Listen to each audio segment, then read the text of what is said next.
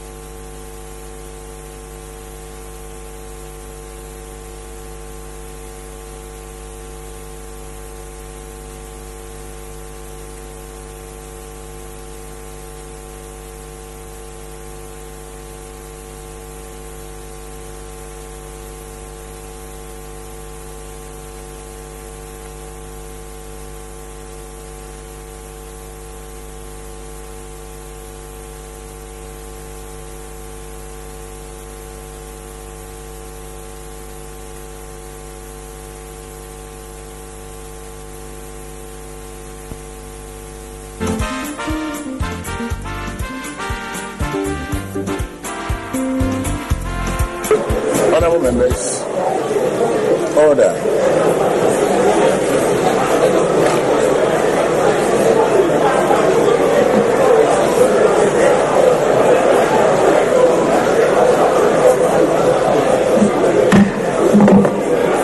Honorable members, order. Communication from the President. Mr. Speaker, absence from Ghana. In accordance with Article 59 of the Constitution, I write to inform you that I will be traveling outside the country on 14th November 2017 to Qatar at the invitation of Her Royal Highness.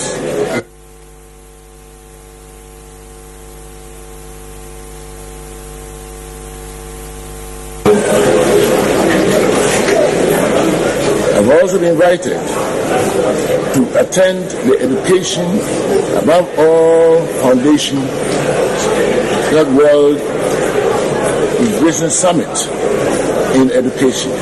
The summit is scheduled to take place on 16 November 2017, when I will deliver the keynote address. I will return. They don't hear.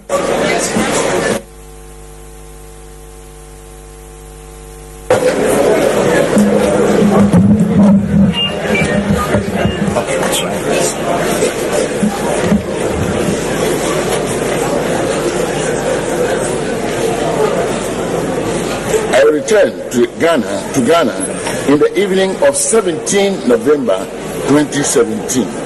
During my absence, the Vice President, Dr. Mahamudu Bawumia, will act in accordance with the Constitution.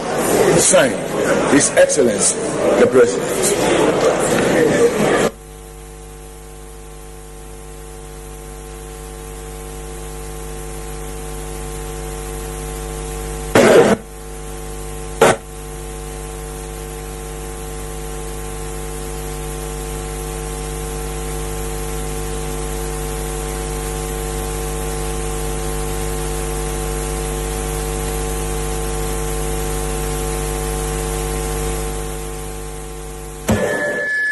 Item numbered 2.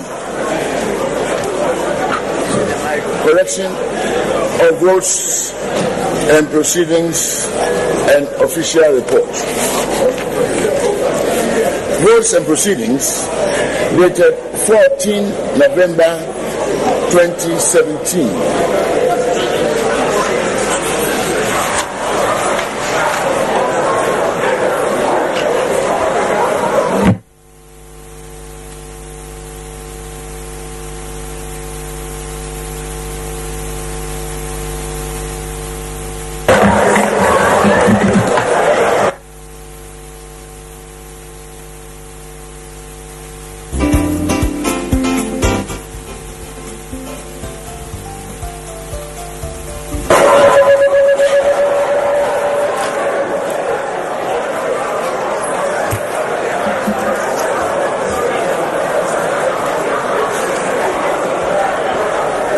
Notes and proceedings. Tuesday, 14 November 2017, page 1.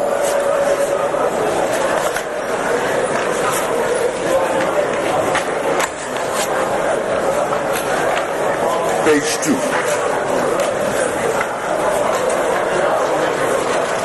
Page 3. Page 4. Page 5.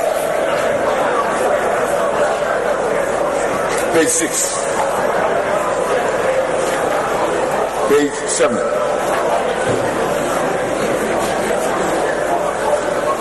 Page 8. Page 9. Page 10. Page 11. Page 12. Page 13.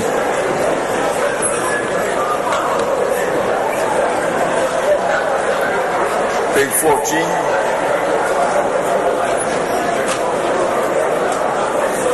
Page 15. Page 16. Yes, Honorable Minority Leader. Order. Honorable members. Order. Honorable Minority Leader. Mr. Speaker, page 16. The Honorable Majority Leader was part of the sponsors of the amendment in respect of collaboration and cooperation. So for the record, it should reflect cooperation and collaboration, item 13 of page 16. You have the chairman of the committee and Haruna Idrisu. Clause 74. Thank you very much. To be effective, page 18, 19, 20, 21, 22, 23, 24, page 25.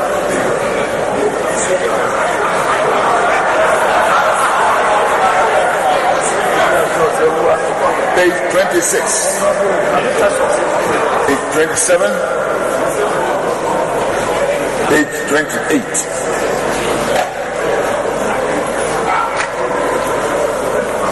Page 29. Page 30. Page 31. Page 32. Yes, Honorable Minority Leader. Mr. Speaker, with respect, I may have to indulge you to come back to 23. Declaration of assets. We have said that it must have a head note which should read requirements to declare assets, which was agreed upon, and I was part of the sponsors of improvement to it with other colleagues. That is not including the Honorable Minister for monitoring and evaluation. The record should reflect that. I thank you. Thank you very much. Page 33.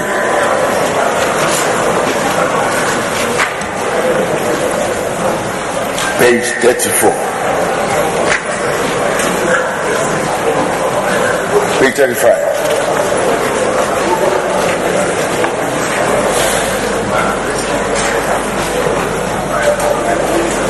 Page 36.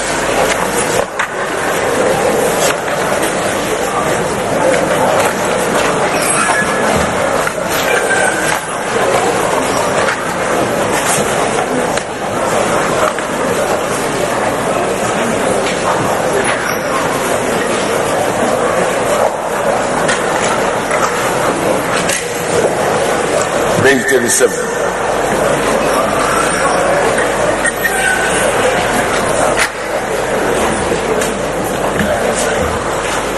Page 38.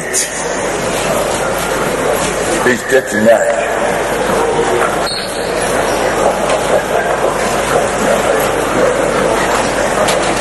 page 40.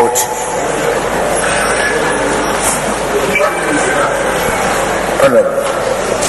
Right Honorable Speaker, my name is Edwin Min Lamptey Vanderpool and not Lamptey. Thank you very much. To be effective.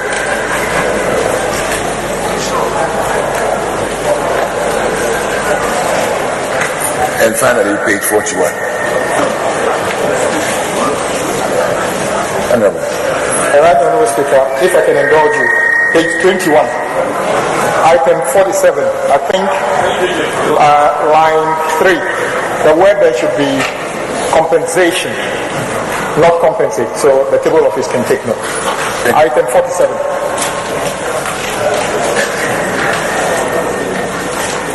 Honorable members, the votes and proceedings of Tuesday, 14 November 2017, as corrected, is hereby admitted as true record of the proceedings.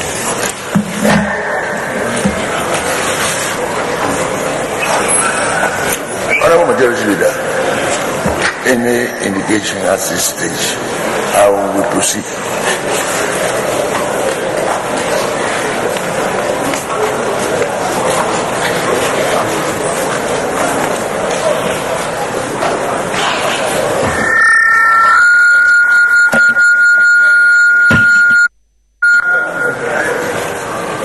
Mr. Speaker,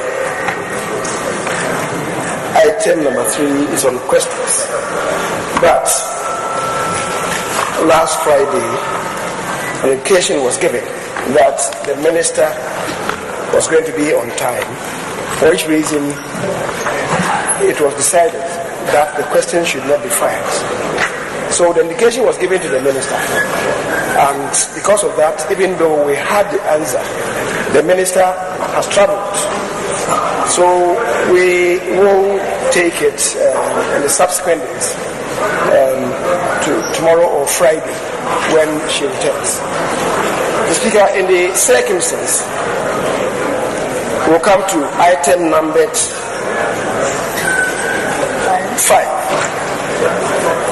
Item numbered 5. And then we follow after that with item number 6. Honorable Minority Leader. Mr. Speaker, we note from what the Minister for Parliamentary Affairs and Leader of Government Business, the Majority Leader, have said that on a budget day, the Minister responsible for aviation probably knows her allocation is not even in the House. But it would have been important that where she traveled to, and then you got it advertised. And Mr. Speaker, I want to raise a strong objection to where the Attorney General is seated. And I do so because we have drawn leadership attention. Mr. Speaker, the only minister recognized by the 1992 Constitution is the learned Attorney General. And we have often said, even in the past, Minister for Finance, the Attorney General must be given their due, not to hang around like she's hanging over there. She's not a hang around minister. No. Not to hang around. Mr. Speaker, it's such an important portfolio.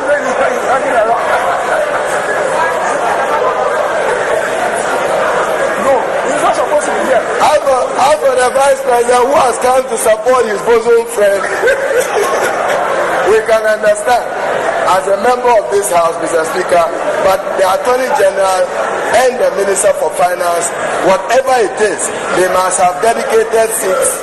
They must have dedicated seats in this House. Thank you.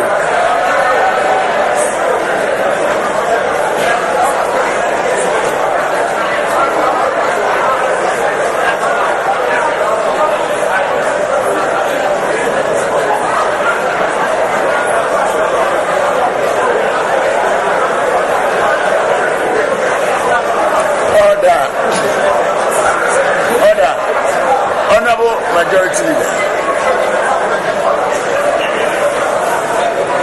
Speaker, the Attorney General is seated in the inner perimeter of the chamber, which is reserved for non-strangers in the house. Where she is seated, she is a non-stranger. She's comfortable. She has not complained to the minority leader. The Speaker, the minority leader should not behave as a sympathizer who would want to whip more than the bereaved. The Attorney General is comfortable. The Speaker, as far as I'm concerned, this is a non-issue. We can go forward. Thank you very much. The position of Attorney General is definitely mandatory, but the only determiner of order of precedence is His Excellency the President. At any given time, no such communication has been extended to Parliament, and we shall proceed on it as a non-honorable minority leader. And what is even also good to note that in the past, some question or the other was listed as a precautionary measure, like you have said, just in case the Minister for Finance does not come in time, so that we will have something to do. I'm sure that will be a thing of the past. And the Honorable Minister for Finance has set a good example, making it unnecessary for us to set out any emergency measures. So we shall proceed accordingly and put our questions for tomorrow, and then we proceed to the item at the commencement of government business. Therefore, item 5, presentation of papers. Minister for Finance. Annual report on the petroleum funds for the 2017 fiscal year. The paper is presented and is referred to the Committee on Finance for consideration and report. Item 6, motion. Minister for Finance. The main business for the day. You, Honorable Minister, we proceed.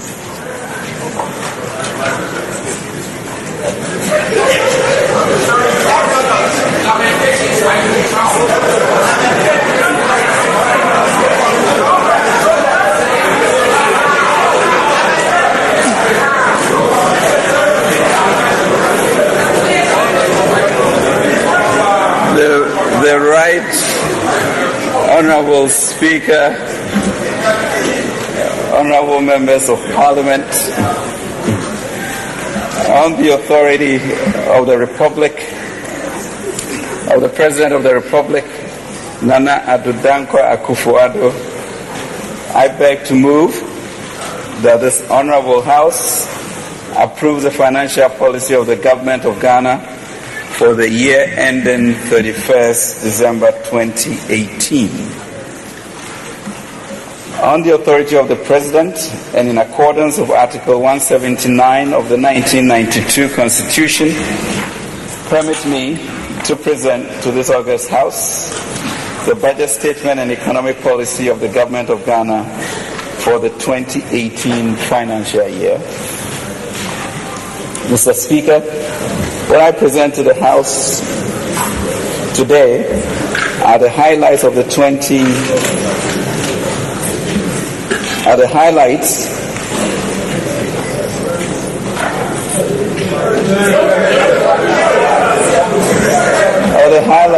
budget statement and economic policy of government for the year 2018. I respectfully request the Hansard Department to capture the full document. I also do submit to this august House the 2017 annual report on the petroleum funds in accordance with Section 48 of the Petroleum Revenue Management Act 2011, Act 815, as amended.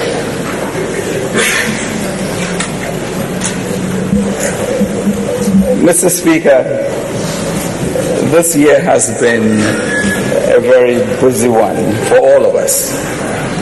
This is the third budget we are presenting in the year. The first one was in March, the second, the media performance review, and now we are presenting the 2018 budget. During this period, we have had the cooperation of this House in passing a number of bills in our determination to put the economy back on a sound footing. On behalf of the President, I wish to thank this august House for all their support.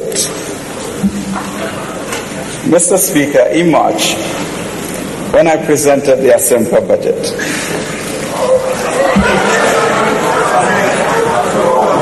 and Matthew 13,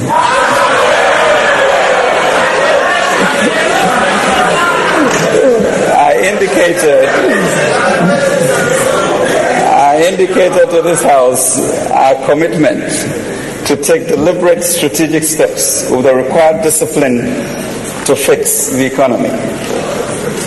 Such was the crisis that we were expected to do little more than just borrow more to incur more debt, but not for the purpose of growing the economy, but rather for servicing a fast increase in debt.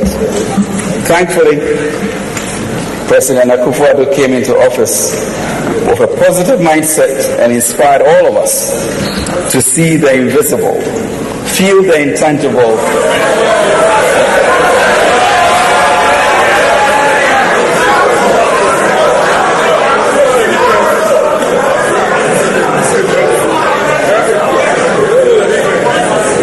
So President Akufo-Addo, with a positive mindset, inspired us all to see the invisible, to feel the intangible, and to achieve the impossible. I'm happy to note that we have turned the economy around.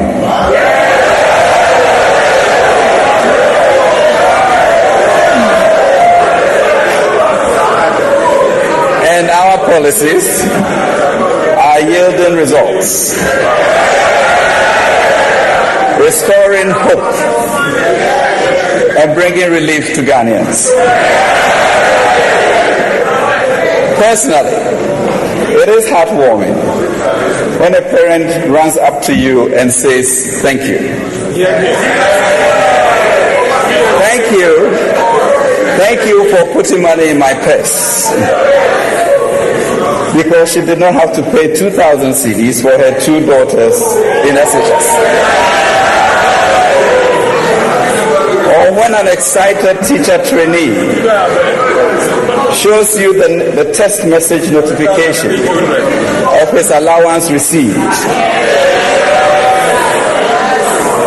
Yet these are just two examples, Mr. Speaker, of the promises some said were impossible to fulfill.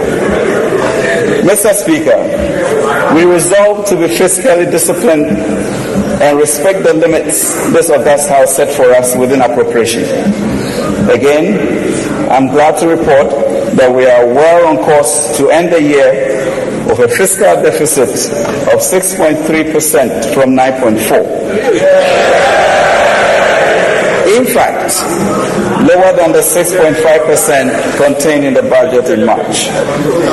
If I may add, Mr. Speaker, this is only the second time in a decade that the government has managed to stay within its budget deficit target. Mr. Speaker, a lot has been achieved by the government of President Nana Akufo-Addo, and we have achieved under 1 year what seemed impossible in 8 years. We have restored macro stability. We have renewed confidence in the economy. We have provided reliable electricity supply.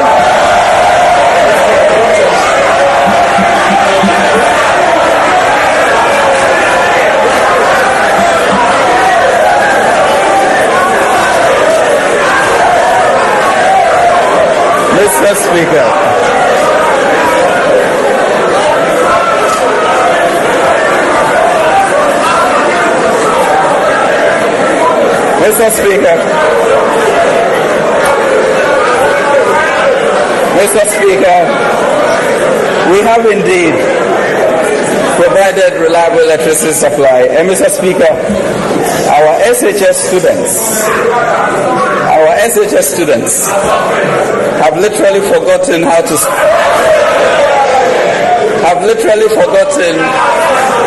spell Doomsaw, because Doomsaw is dead. We have returned to robust growth with a real GDP growth of 7.8% in the first half of 2017 against 2.7% in 2016. We have reduced inflation, end October inflation of 11.6% from 15.4% end December 2016. We have maintained stability of the cedi against the US dollar. We have brought down the policy rate to 21% from a peak of 26% in 2016. There is more, Mr. Speaker. We have normalized the domestic yield curve, issued the country's maiden 15-year bond in April 2017. We have improved external balances driven by higher export earnings and lower imports. We have improved gross international reserve to 7.2 billion, equivalent to 4.1 months of import cover. The highest, Mr. Speaker, international reserves in the country's history. We have improved primary balance to 0.3% surplus in September 2016 against a deficit of 1.6% in September 2016. We have received positive sovereign rating reviews from international rating agencies, Fitch B stable, Standard & Poor B- positive. We have successfully completed the 4th IMF ECF program review, and we have achieved positive developments in the oil and gas sector, favorable IFLOS ruling, and Sankofa producing first oil 3 months ahead of schedule.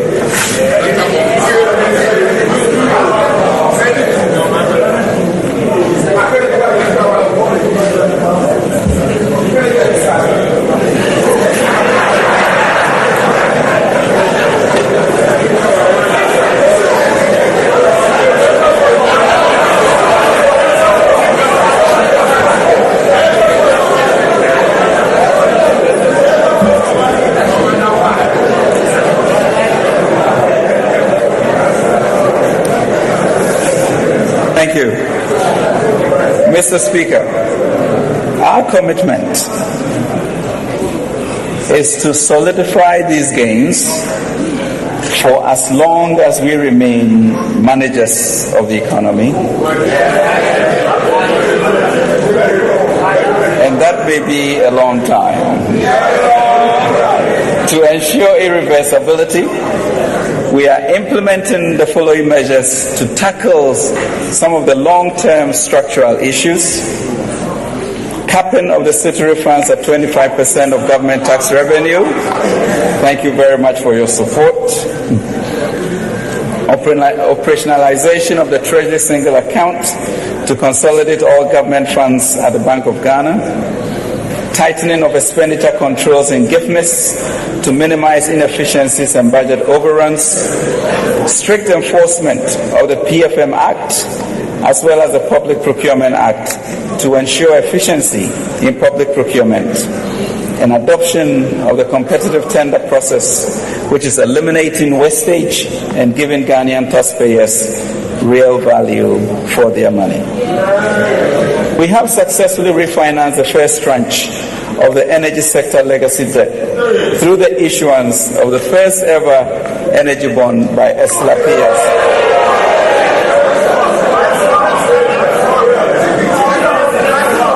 Mr. Speaker, I am pleased to announce that this successfully raised 4.7 billion Ghana cedis, over $1 billion, and is now the highest ever energy bond in Africa. We have also introduced the cash waterfall mechanism to prevent new debt accumulating. Mr. Speaker, I'm proud to report to this august House that after a few months of intense preparation, the Akufo-Addo government has rolled out the destiny-changing free senior high school policy across all public schools.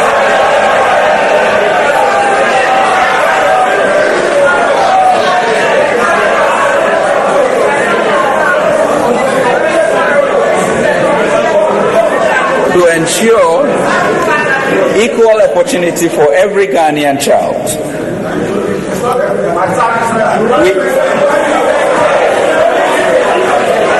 Mr. Speaker, we have also rolled out the National Digital Property Addressing System to provide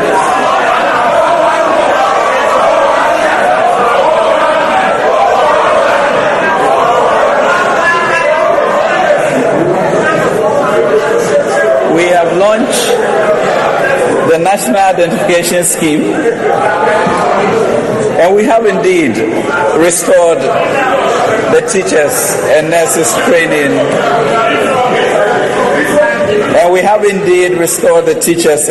training, allowances. Mr. Speaker, this year we have restored macroeconomic stability, which is protecting the value of money in the pockets of ordinary Ghanaians and giving businesses the predictability and space to plan and invest, thereby sowing the seeds for economic growth and job creation. The broad agenda for next year is to translate the stability achieved into shared growth of aggressive policies aimed at creating more opportunities for jobs. The President is determined to reverse the trend of the last few years where businesses operated merely and mainly to service loans, pay taxes, and electricity bills. In line with this, for 2018, we will continue to stabilize the economy, offer reliefs, including reducing electricity tariffs, to make the private sector truly competitive and create more employment. Our job creation agenda will be driven by investments in human capital, strategic infrastructure, agriculture and agribusiness, entrepreneurship, and innovation programs.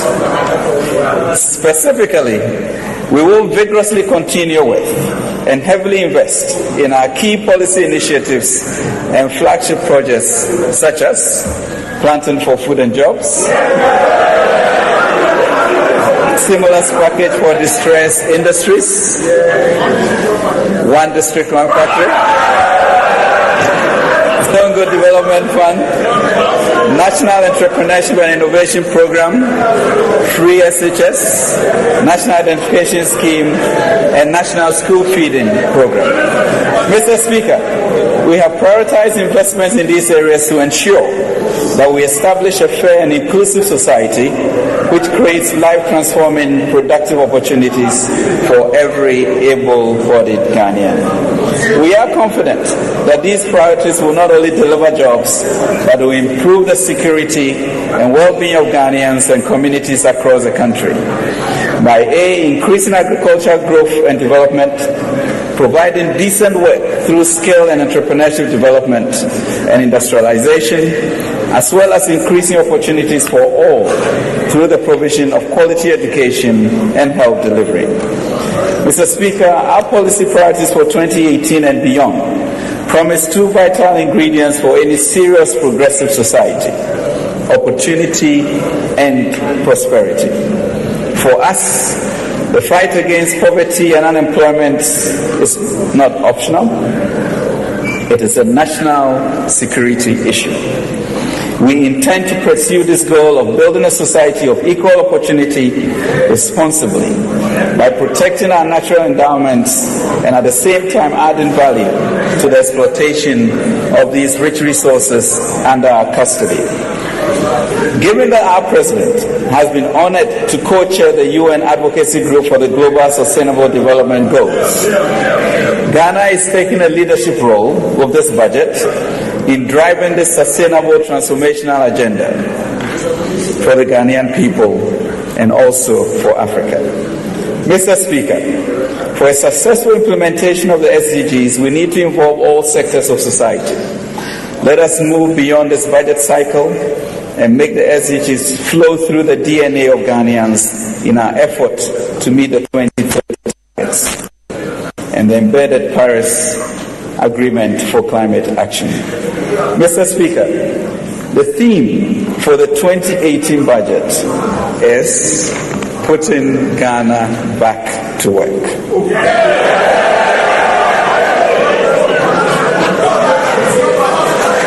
This theme reflects the tools provided in the 2018 budget to energize the entrepreneurial spirit within every Ghanaian. The job of the Akufo-Addo government is to assist our people with the tools and the environment to go out there to work and earn a decent living and improve their lives. We plan on providing opportunities for as many Ghanaians as possible to initiate projects on their own. Mr. Speaker, it is time for Ghanaians to arise and build. Nehemiah. It is time for all Ghanaians who put their shoulders to the wheel and to speak the same language. Then nothing, Mr. Speaker, will be impossible for us. We must come together in a new partnership of our faith-based institutions, civil society, businesses, and governments to create a powerful locomotive for transformation so that our President's coordinated program of economic and social development policies will create, as the President states, an optimistic, self-confident, and prosperous nation through the creative exploitation of our human and natural resources, and operating within a democratic, open, and fair society in which mutual trust and economic opportunities exist for all. Mr. Speaker, I believe that the budget should not simply be a statement to share the national cake between different groups, but it should capture how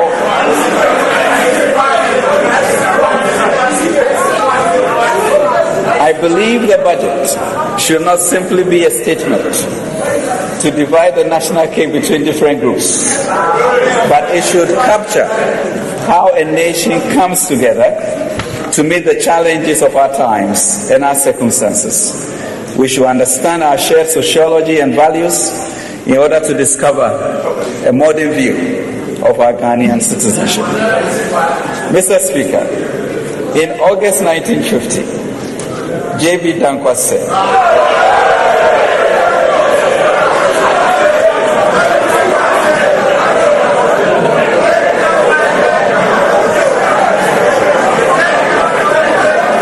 Mr. Speaker,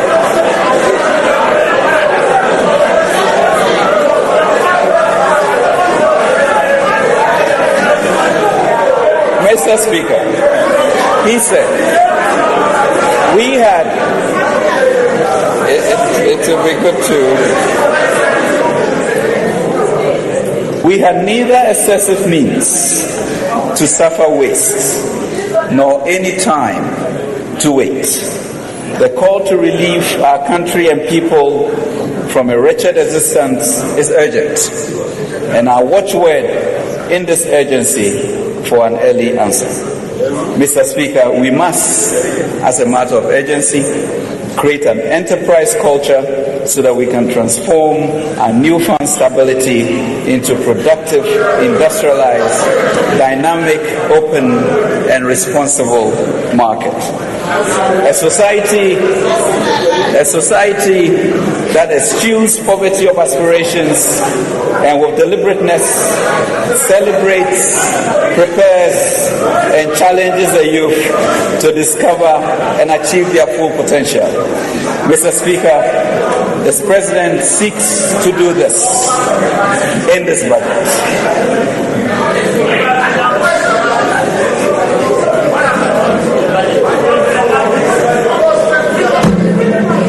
Mr. Speaker, our prudent management of the economy under the able leadership of our President is yielding positive results. Provisional data on the performance of the economy from January to September 2017 show that nearly all the macroeconomic indicators are on target. Please permit me to provide a summary of these performances. Mr. Speaker, we are returning to a robust growth after 2016 recorded the lowest growth performance in almost 2 decades. The real GDP growth for 2017 is provisionally estimated at 7.9%, of non-oil growth 4.8%. This compares extremely favorably with a real growth target of 6.3% and a 2016 outturn of 3.7%. At a sectorial level, the industry sector recovered from a negative growth of 0.5% and is expected to grow by 17.7% in 2017 due to increased production in upstream oil and gas. Growth in the agriculture subsector is expected to be broad-based despite the initial alarm associated with the army worm invasion. The services sector remains the dominant sector of an estimated share of 55.9%. Inflation. Mr. Speaker, inflation continued to decline in 2017, mainly on account of exchange rate stability, tight monetary policy, and fiscal consolidation. Inflation declined from 15.4% in December to 11.6% in October. Monetary aggregates. Mr. Speaker, broad money supply grew by 20% in September 2017 on account of growth in the net foreign assets at the Bank of Ghana. This compares with a growth of 22.3% in 2016. Total credit to the private sector and public institutions recorded a growth of 16.8% in September 2017, of which the private sector accounted for 87.9%. Interest rates. Mr. Speaker, interest rates in 2017 continued to decline in response to the gradual improvement in the macroeconomic fundamentals, easing inflation and exchange rate stability. The monetary policy rate was reduced in January 2017 to 21% in July 2017. Similarly, money market rates broadly declined. The average lending rates of banks, however, marginally responded to the downward revision in the BOJ's policy rates and eased to 28.9% in September 2017 from 31.7% in December 2016. Mr. Speaker, the cedi remained relatively stable against the major currencies on account of improved liquidity in the foreign exchange market. As of October 2017, the Ghana cedi accumulated depreciated by around 4% against the US dollar. Mr. Speaker, the balance of payments recorded a surplus of $379.3 million for the first 3 quarters of 2017, compared with a deficit of $1.3 billion in 2016. This improvement was mainly driven by higher export earnings and private transfers. The gross international reserves as of end October 2017, as I mentioned, stood at 7.2 billion, equivalent to 4.1 months of import cover.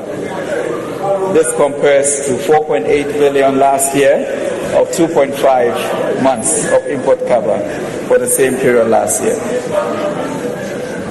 Mr. Speaker, the thrust of fiscal policy for the 2017 budget was to restore confidence in the economy, ensure fiscal and debt sustainability, and promote overall macroeconomic stability through a number of bold initiatives. Preliminary data for September 2017 indicate that fiscal outturn was broadly in line with expectations despite revenue shortfalls.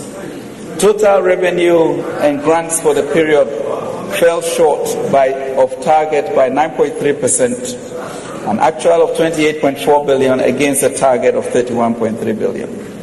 While expenditures, including arrear clearance, was constrained by 8.1%, an actual of 37.7 billion against a target of 41 billion. This resulted, Mr. Speaker, in an overall fiscal deficit on cash basis of 4.6% of GDP against a target of 4.8% of GDP. Mr. Speaker, reasons behind the lower than anticipated revenue performance was mainly due to delays in implementation of tax compliance and administrative measures, as well as slow real GDP growth in the non-oil sectors of the economy, particularly the services sector. The real truth. Order.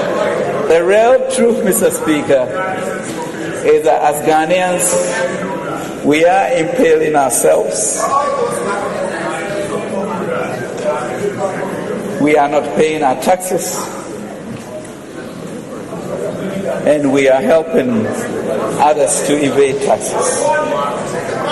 Mr. Speaker, despite the revenue shortfalls, it is encouraging to note that the outturn for the period represents an annual growth of 16.2% compared to 4.1% during the same period in 2016. Mr. Speaker, we managed expenditures were generally controlled to minimize overruns due to the strict usage of GIFMIS, as well as the implementation of quarterly cash allotments to MDAs. We are also seeing a new commitment in public procurements to protect the public purse.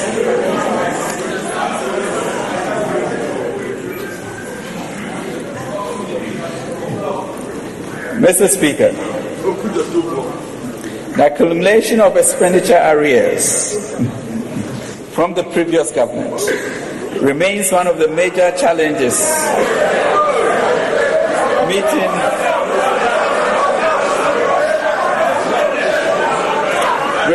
Mr. Speaker, one of the major challenges to meet the fiscal objectives of government and the successful implementation of the budget.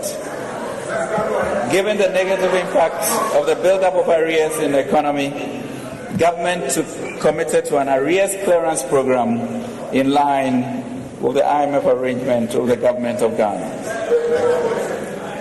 A total amount of 3.2 billion was programmed for clearance in 2017. Of this amount, 2.3 billion was cleared by the end of September 2017. Besides the program stock of arrears, government identified a build-up in outstanding payments and claims, which were subjected to audit. Of the total claims audited by the Auditor General of 10 billion, only 50%.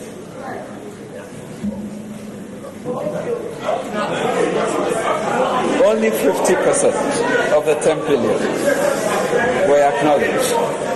This, Mr. Speaker, was a level of naked abuse that the public purse was made to endure in recent years. Mr. Speaker, we have moved on. The validated claims will be cleared in due time in line with government's macroeconomic program for the medium term. Mr. Speaker, As at end September 2017, GMPC had lifted 6 parcels of crude oil on behalf of the state and transported a total of 20,545 scabs of gas to GNGC, Ghana Gas. Total crude oil lifted was 5.8 million barrels, 3.8 million barrels of Jubilee oil, and 2 million barrels of TEN oil, compared to 2.9 million barrels, all from Jubilee Field, for the same period last year. Receipts from crude oil liftings for the period up to September 2017 accrued from the 35th lifted in December 2016 to the 38th Jubilee liftings, and first also lifted in December 2016 to third 10 liftings, amounting to $339.3 million. Total petroleum receipts as of September 2017 was $362.6 million, compared to the receipts of $172.9 million for the same period in 2016. Mr. Speaker, on the debt stock, I'd like to recall that one of the challenging economic situations that our government inherited was a ballooning debt stock, which placed undue burden on the 2017 budget. Indeed, Ghana's debt to GDP ratio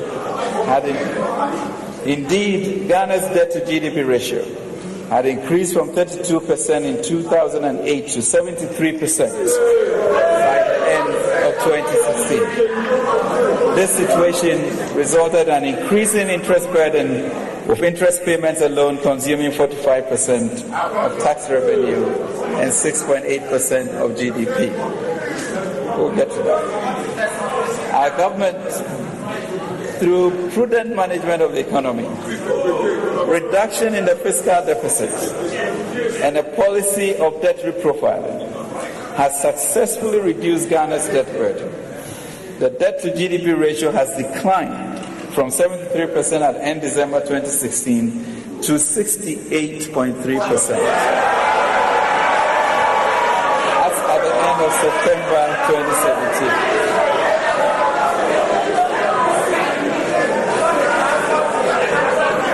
This is the first time,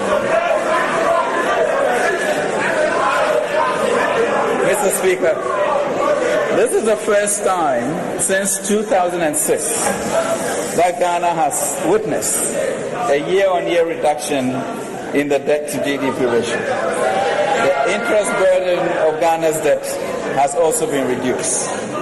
Interest payments have reduced from 45% of tax revenue to 43.8% in September 2017, with a 41.9% reduction at the end of 2017.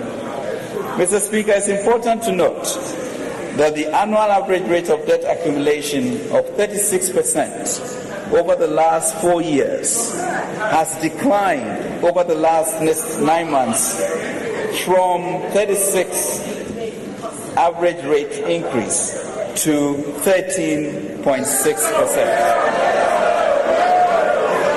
This, Mr. Speaker, again, is the lowest annual public debt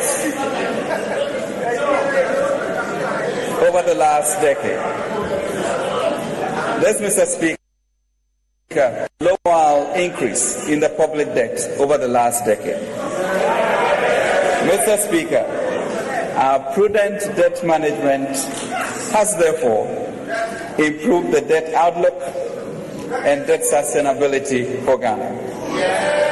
We will continue to keep the public debt in check and move purposefully away from the unbridled borrow and spend culture of the previous 8 years.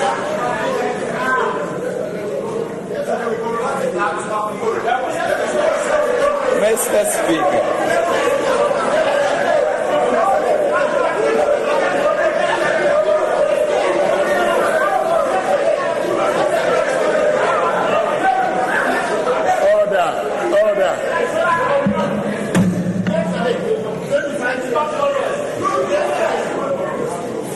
Mr. Speaker,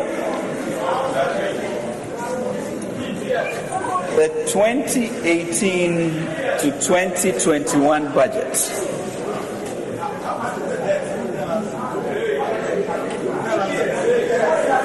is informed by the President's Coordinated Program for Economic and Social Development Policies, which aims at creating a conducive environment for the private sector to thrive, propel growth, and create employment opportunities, especially for the youth. In this regard, government's policy objectives for the medium term will aim at stabilizing the economy and setting it on a path of sustained, diversified, and resilient growth. Optimizing the key sources of growth in the economy on a sustainable basis, enhancing a competitive and enabling business environment for private sector-led growth, formalizing the informal sector, building a strong and resilient economy able to withstand internal and external shocks, promoting agro-industrial enterprises as the basis for the One District, One Factory initiative, and creating entrepreneurial and employment opportunities, especially for the youth.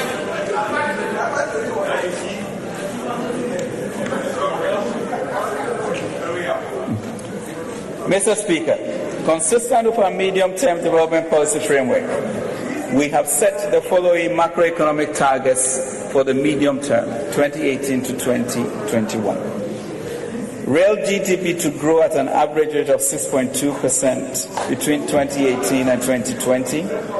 Inflation to stay within the target band of 8 plus or minus 2%. Overall fiscal deficit to remain within the fiscal rule of 3 to 5%. Primary balance expected to improve from a surplus of 0.2% of GDP and remain around 2% in the medium term, and gross international reserves to cover at least 4 months of imports.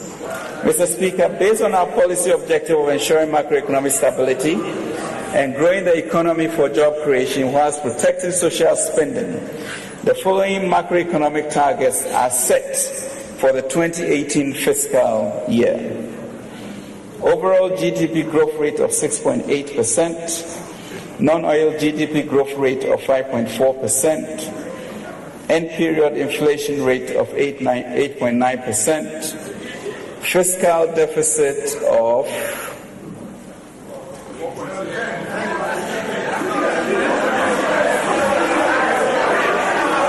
not 3.8%, fiscal deficit of 4.5%.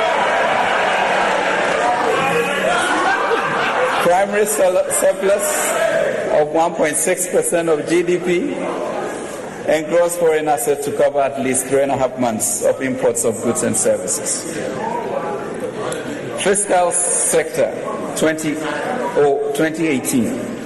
Mr. Speaker, moving into 2018, our fiscal program is firmly anchored on the ongoing fiscal consolidation. Our prime focus is to ensure that the fiscal deficit, which remains our principal fiscal anchor, is programmed to decline to 4.5% of GDP from the projected 2017 end-year estimate of 6.3%. Over the medium term, the fiscal deficit is expected to stabilize around 3 to 5% of GDP.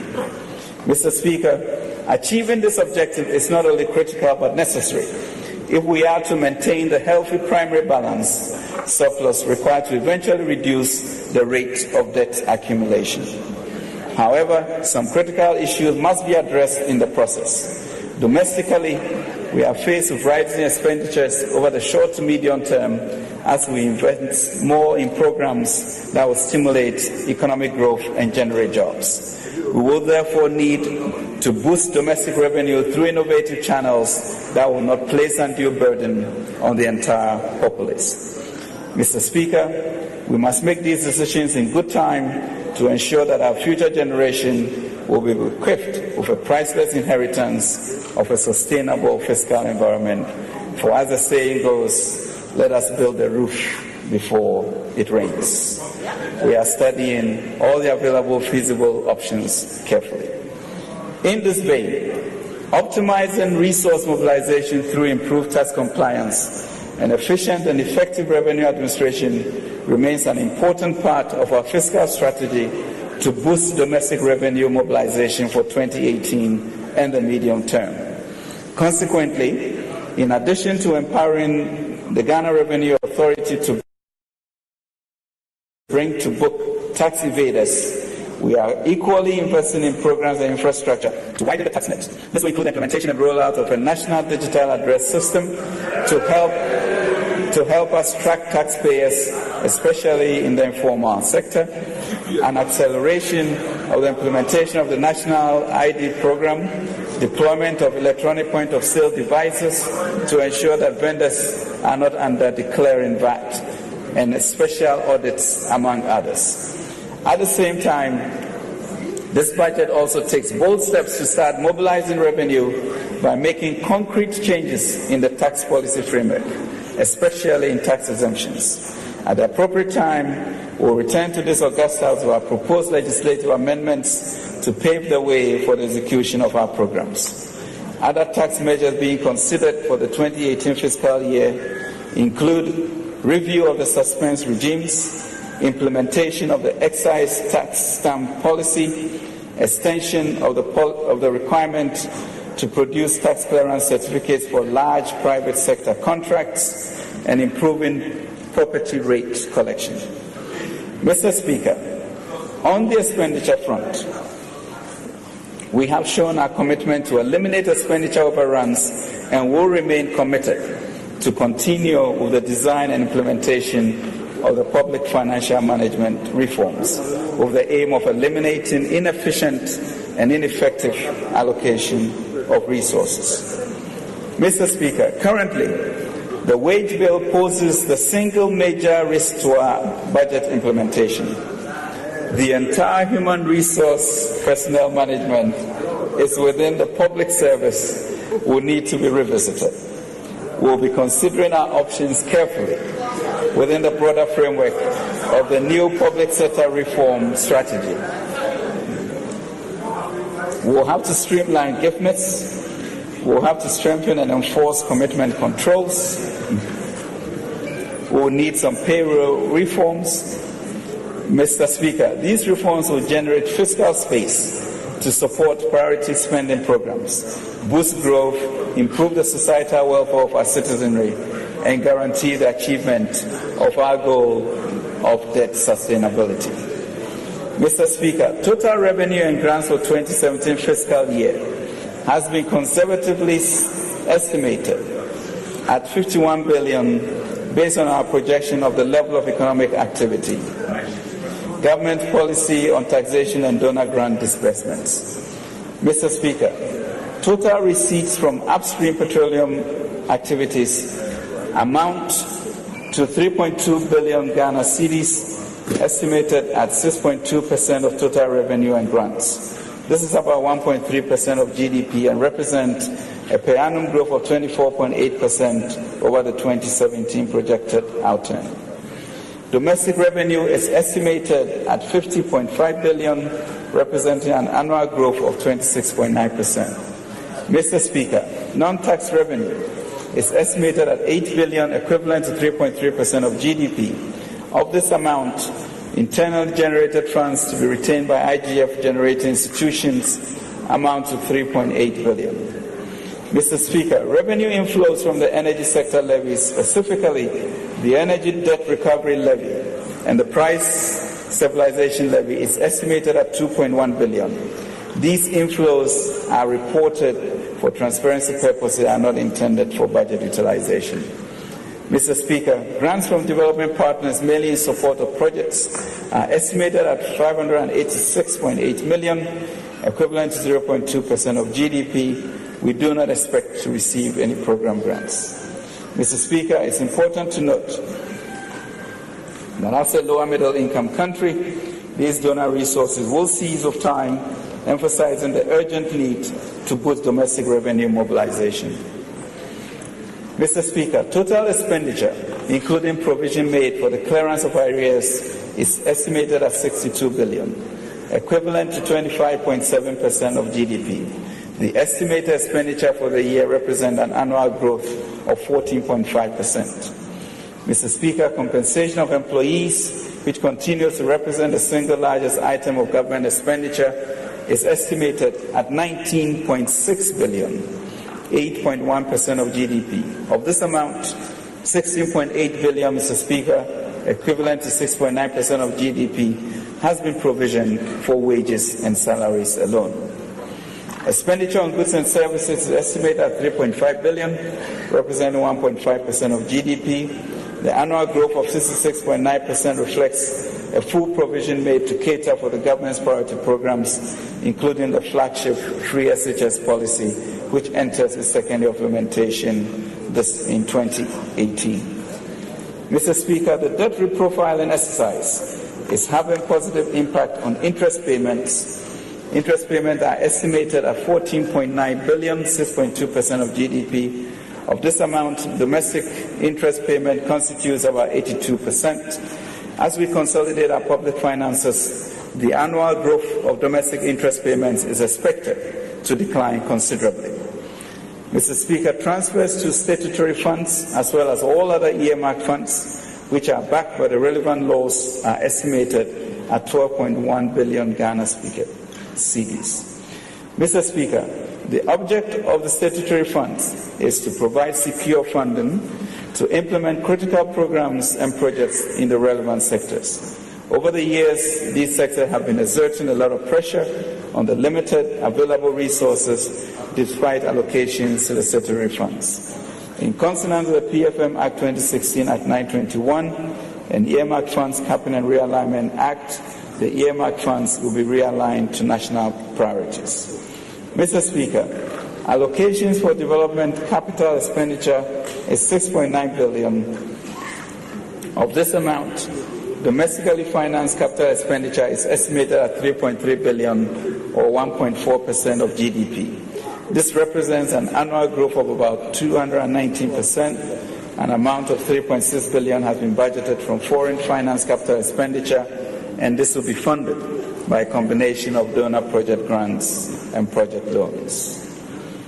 Overall budget balance and financing for 2018. Mr. Speaker, based on the estimates for total revenue and grants and total expenditures, the 2018 budget will result in an overall budget deficit of 10.9 billion Ghana cedis, equivalent to 4.5% of GDP. The financing of the fiscal deficit will be from domestic and foreign sources. Net foreign financing will amount to about $3 billion, including a Eurobond of up to $1 billion, equivalent to 1.2% of GDP. Net domestic financing will constitute about 73% of total financing and includes financing from bank and non-bank sectors. Other domestic sources, such as divestiture proceeds and mineral royalty prepayments. The total NDF is estimated at $8 billion, or 3.3% of GDP. Mr. Speaker, it is worth noting that in 2018, the primary balance, which is an indication of our fiscal effort, will be grown to a larger surplus of about 1.6% of GDP from projected 2017 outturn of 0.2%. This signifies our resolve to breaking the back of a growing public debt from previous years. Mr. Speaker, the projected benchmark crude oil price for 2018 is $57.4 per barrel, with a benchmark output of 53.25 million barrels. Similarly, the gas price for 2018 is projected at 3.94 per million scf, up from 2017 estimate of $3.03. This includes gas prices of Jubilee, 10, as well as Sankofa.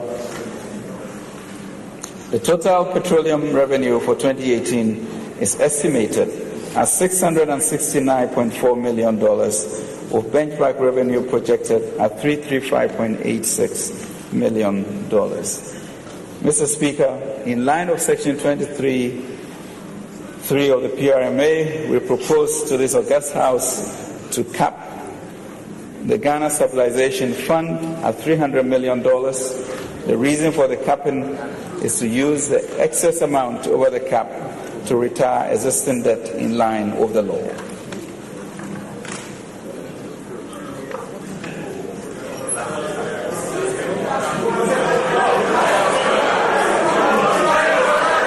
Mr. Speaker. Order. If you will permit me, Order.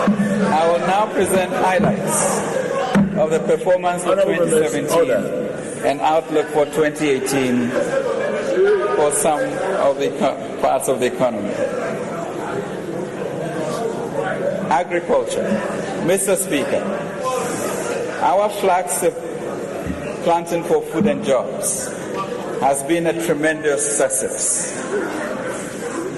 The PFJ recruited 2160 university graduates and 1070 youths to register and provide extension services to farmers across the country.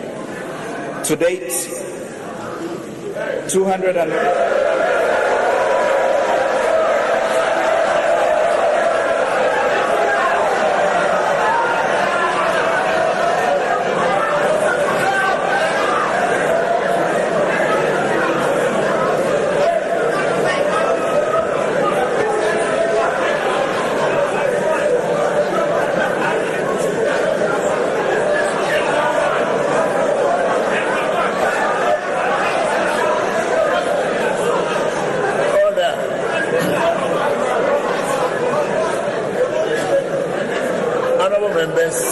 Mr. Speaker, our flagship Planting for Food and Jobs program has been a tremendous success. The PFJ recruited 2,160 university graduates and 1,070 youth to register and provide essential services to farmers across the country. To date, 201,000 farmers have been registered. In addition, 121,000 metric tons of subsidized fertilizer and 4,400 metric tons of subsidized seeds and cereal, legumes, and vegetables have been distributed to beneficiary farmers. The program also registers suppliers to distribute farm produce to public institutions across the school feeding program, the free senior high school program, prisons, defense and police, among others, to ensure availability of quality food in a timely manner in these institutions. The National Buffer Stock Company was revitalized to procure, store and distribute the outputs from the Planting for Food and Jobs and other programs of the ministry. The company, in collaboration with the Agriculture Development Bank, registered 553 licensed buying companies. The invasion of the fall army worm, Mr. Speaker, was managed through distribution of chemicals to farmers, recruitment of spraying gangs, and monitoring and surveillance. This intervention recovered 123,000 hectares of farmlands out of 137. A strategic stock of insecticide and other logistics will be built to ensure ready availability of chemicals during outbreaks, as well as intensification of monitoring and surveillance. In 2018, to improve livelihood of livestock farmers in all 10 regions and increase meat production, 2,000 livestock farmers will be supported with 70,000 small ruminants. The ministry will also support 6 national livestock breeding stations to produce and distribute 200 cross-bred heifers, 1,700 improved pigs, and 100,000 cockerels. To promote agricultural mechanization, 220 tractors and accessories comprising 141 maize shellers and 77 multi-crop threshers were distributed to farmers and service providers. In 2018, the ministry will distribute 200 tractors and marching implements, 1,000 power tillers and walking tractors, 30 tractor-mounted reapers, 10 tractor-drawn rear blade, 10 tractor-mounted slasher, 60 boom and orchard sprayers, 4,000 motorized sprayers, 60 mechanical and pneumatic planters, 50 cereal harvesters, 200 multi-crop threshers, 400 irrigation kits, and 100 greenhouse technology for horticulture production. The ministry, in collaboration with Ghana Irrigation Development Authority, completed a rehabilitation of the Improvement Dam and continued works on Tammany Phase 1 headworks. Stakwe, Zapalsi, Konokli, Yuasi, which are at various stages of completion. To facilitate the provision of community-owned and managed small-scale irrigation facilities, especially in northern Ghana, the ministry identified 192 small dams and dugouts in 64 districts for development under the One Village, One Dam initiative beginning in 2018. In addition, 30 pumping schemes and 100 boreholes will be developed and a feasibility study conducted for water transmission lines in northern Ghana. Mr. Speaker, the $1.8 billion syndicated loan used in purchasing 969,000 metric tons of cocoa for the 2016-2017 cocoa season has been repaid. For the 2017-18 season, an amount of $1.3 billion has been raised to purchase a projected crop of 850,000 tons. The average FOB price of cocoa in the past season witnessed a 30% decline from $2,950 to $2,080. This situation compelled other countries to reduce their producer prices of cocoa. Mr. Speaker, the Akufo-Addo government, however, maintained the producer price of cocoa at Ghana cedis 7,600 per ton to minimize the harsh effects this decline in international cocoa price could have on the earnings of hard-working cocoa farmers. This price reflects 88.6% of the net FOB price, a clear demonstration of this government's commitment to enhance the welfare of cocoa farmers. Government will initiate an inducement package to take care of bottlenecks in the customary land tenure system, while government remains committed to improving road infrastructure in cocoa growing areas. There's a value for money audit to ensure that taxpayers' monies are used judiciously and efficiently. Cocoa Board, Mr. Speaker, over the past 3 years, awarded road contracts to an incredible amount of 5.1 billion Ghana cedis.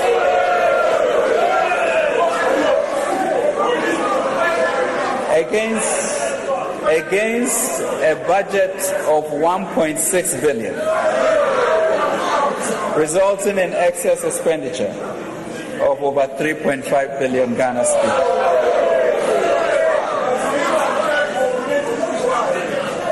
Mr. Speaker, as part of measures to promote industrialization and to shield us from falling cocoa prices, government modified incentives to increase processing of cocoa in Ghana through progressive discounts that incentivize tertiary processing. Thus, Mr. Speaker, raising value addition to cocoa and creating jobs. Mr. Speaker, our Cocoa Board is also in discussions with Cote d'Ivoire to begin to look at a program of managing our shared products and also looking at commodities exchange in our country.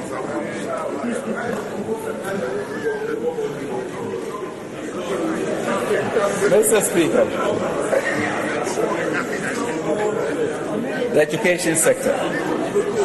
The education sector strategy will be guided by Global Education 2030 Agenda and targets, defined by Sustainable Development Goal 4, to ensure inclusive and equitable quality education for all and promote lifelong learning. The broad sector policy thrust for education is sustainable and efficient management of education service delivery will focus on teacher development and accountability, improve quality of teaching and learning at all levels, inclusive and equitable access to at all levels, skills development and training for employability through quality TVET, and strengthen mathematics, science, ICT, and technology education. Basic education curriculum reforms. To improve the quality of basic education and equip the Ghanaian child with basic literacy, numeracy, and critical thinking skills, the Ministry of Education commenced the process for the review of the basic level curriculum to emphasize the 4 R's of reading, writing, arithmetic, and creativity. In 2018, the Ministry will complete the curriculum reforms and define national pupil standards in literacy, numeracy, and creativity. In addition, the Common National Assessment System will be implemented to measure pupil achievements against set benchmarks. In accordance with Education Act 778, government is implementing measures to ensure continuous professional development of teachers through registration and licensing of teachers under the pre-tertiary Teacher Professional Development and Management Scheme. The pre-tertiary bill approved by Cabinet proposes the devolution of the management of basic schools to the assemblies and management of senior high schools at Ghana Education Service and Ministry of Education headquarters. In 2018, the bill will be laid before Parliament. The number of basic schools, both public and private, increased at all levels. KGs increased by 5.4%, primary 5.4%, and junior high school 7% between 2015 and 2016 and 2016 and 2017 academic years. Capitation grant.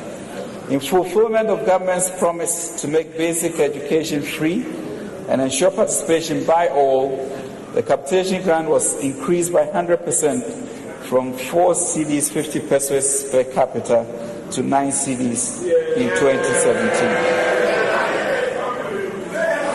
Mr. Speaker, it is worth stressing that this increase by the Akufo-Addo government was the first ever increase in the capitation grant since 2009.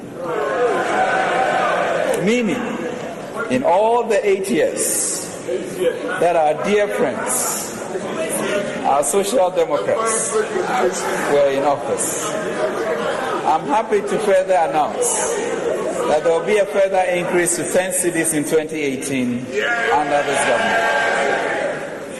BEC subsidy. Government absorbed 70% of the 2017 BEC registration fees as subsidies for all registered candidates in both public and private JHS. In 2018, government will absorb 100% BEC registration fees for registered candidates from public junior high schools. The ministry will next year begin the infrastructural works towards the introduction of the basic science, technology, engineering, and mathematics (BSTEM) program in all basic schools. This initiative is intended to strengthen the foundational skills and generate interest in mathematics, science, and technology. This will involve the provision of equipment to over 38,000 public basic schools, training over 38,000 basic school teachers in the delivery of BSTEM, and the establishment of 10 well-equipped regional BSTEM centers. TVET reforms to the alignment of public TVET institutions under the Ministry of Education will continue in 2018. The reforms will include developing occupational standards, training of facilitators and assessors, and strengthening competency-based training. Teacher training allowance. Government restored the teacher training allowance covering over 49,000 teacher trainees from 41 public colleges of education for 2017-2018. In addition, funds were released for the payment of outstanding feeding grants to all public colleges of education for the 2015 and 2017 academic year. In the 2018-2019 year, a projected number of over 52,000 teacher trainees will benefit from the allowances.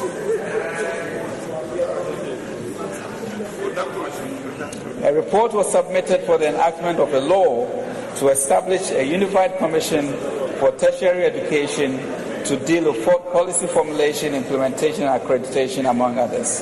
In 2018, the Ministry will begin implementing recommendations that will reform university accreditation and affiliation policies towards introducing equity and fairness in the setting up of public and private universities. Health. Government paid $600 million out of the total government indebtedness to National Health Insurance Scheme, and this has improved funding and smooth running of hospitals. In line with government's commitment to revive NHIS, the ministry set up technical teams to review recommendations of the NHIS review report. In the area of infrastructure, construction of classroom blocks for health training institutions at Sampa, Asankrangwa, Pantang, and Kolobu Critical Care and Peri-Operative Unit was completed in 2017. The following projects are also at various stages of completion. 4 district hospitals, namely Kumau, Fomena, Abetifi, and Takrady European Hospital. Tamale Teaching Hospital Phase 2, 2 regional and 6 district hospitals at Wa, Sewa, Salaga, Konongo, Tepa, Nkoko, Atomic, and Chifopraso. 10 polyclinics at Bisiasi, Gomoa, Rampong, Bimpong, Ija, Ekumfi, Nakwa, Esisunkwa, Brewa, Ekumfudi, Drama, Mankrong, and Poston, all in the central region.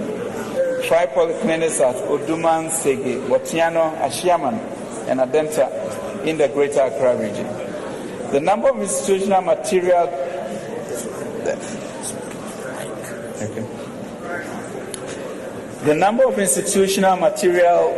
maternal deaths per 100,000 live births reduced from 167.5 in June 2016 to 149.7 in June 2017. However, institutional infant mortality per 1,000 births increased from 5.8 to 7.5.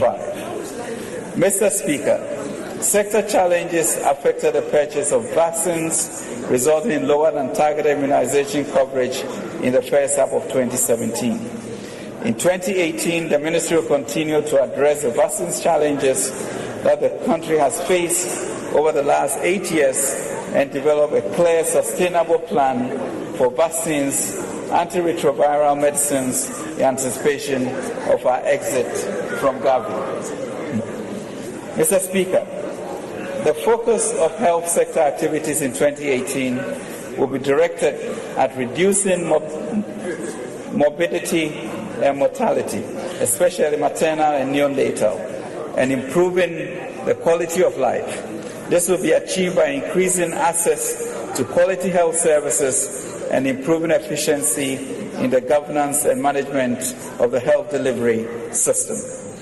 In 2018, government will explore the possibility of winning selected health agencies of government subvention. In addition, the ministry, in collaboration with other stakeholders, will develop medical tourism policy. Mr. Speaker, in the fight against corruption, the Office of Special Prosecutor's Bill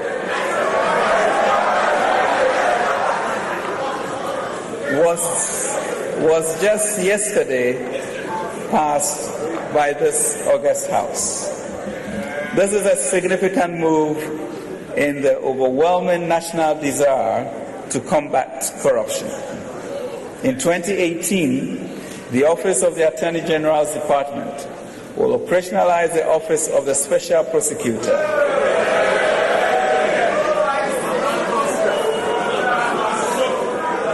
Review all agreements for MDAs and MMDAs with the aim to secure successful convictions in the vast majority of cases referred to the office by the police.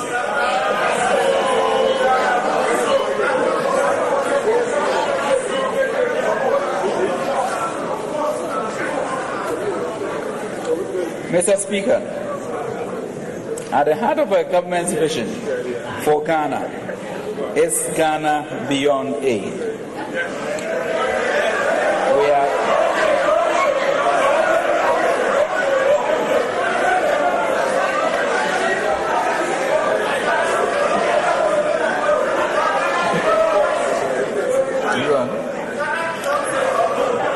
We are committed to pursuing this agenda for inclusive growth by implementing strategies, policies, and programs to grow our economy and promote the creation of good jobs at a much faster pace than ever before.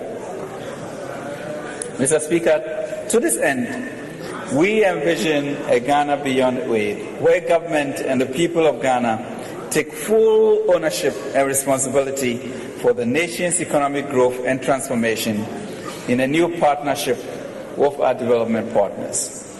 Mr. Speaker, while we greatly appreciate and will continue to welcome assistance from our external development partners, we envisage a new partnership where development assistance is targeted and strategically aligned with our national growth and economic transformation priorities, where domestic resource mobilization is enhanced through higher private savings and higher government revenues raised in a more efficient and equitable manner, where there is resolute efficiency and accountability in the use of all public resources by government, including resources from external partners, where strong support is given to the private sector, both domestic and foreign, to drive economic growth and job creation, and where our engagement with external partners transitions from one based on aid to one increasingly based on trade and strategic political cooperation.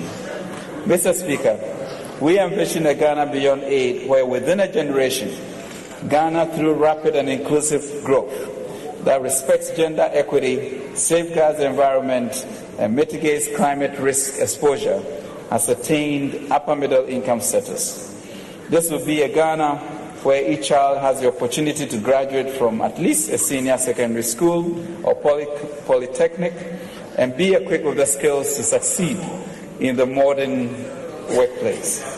A Ghana of an economy based on transformed and highly productive agriculture, a dynamic and competitive manufacturing sector, and high-value services that provide productive employment opportunities for all our young people entering the job market.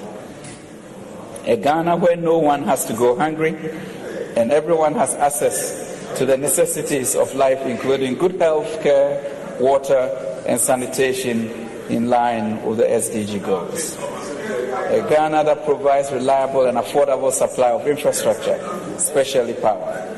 A Ghana that is a hub for manufacturing, airline services, financial services, education, health, and other high-value modern services. A Ghana that is the preferred location for international businesses that are operating in mutually beneficial linkages with vibrant local businesses and servicing the rest of Africa and the global market. Mr. Speaker, we can do this and we will do this.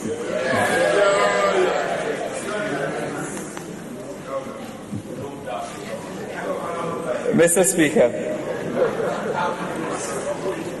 I have every confidence that of all of us working together under the President's leadership, we can march forward to a Ghana Beyond Aid in a new, more mature and mutually beneficial relationships with everyone and advance towards our national vision of building an optimistic, self-confident society. Policy initiatives. Mr. Speaker, government made a commitment in the 2017 budget statement and economic policy to structurally transform the economy through investment in agriculture, development of strategic infrastructure, investment in human capital, and a deliberate push towards industrialization with active private sector involvement to create jobs and wealth and improve incomes, thereby improving the standard of living of the Ghanaian. Mr. Speaker, to achieve this transformation, we'll continue with the implementation of our flagship programs and initiatives commenced in 2017 and also outline new initiatives for implementation in 2018.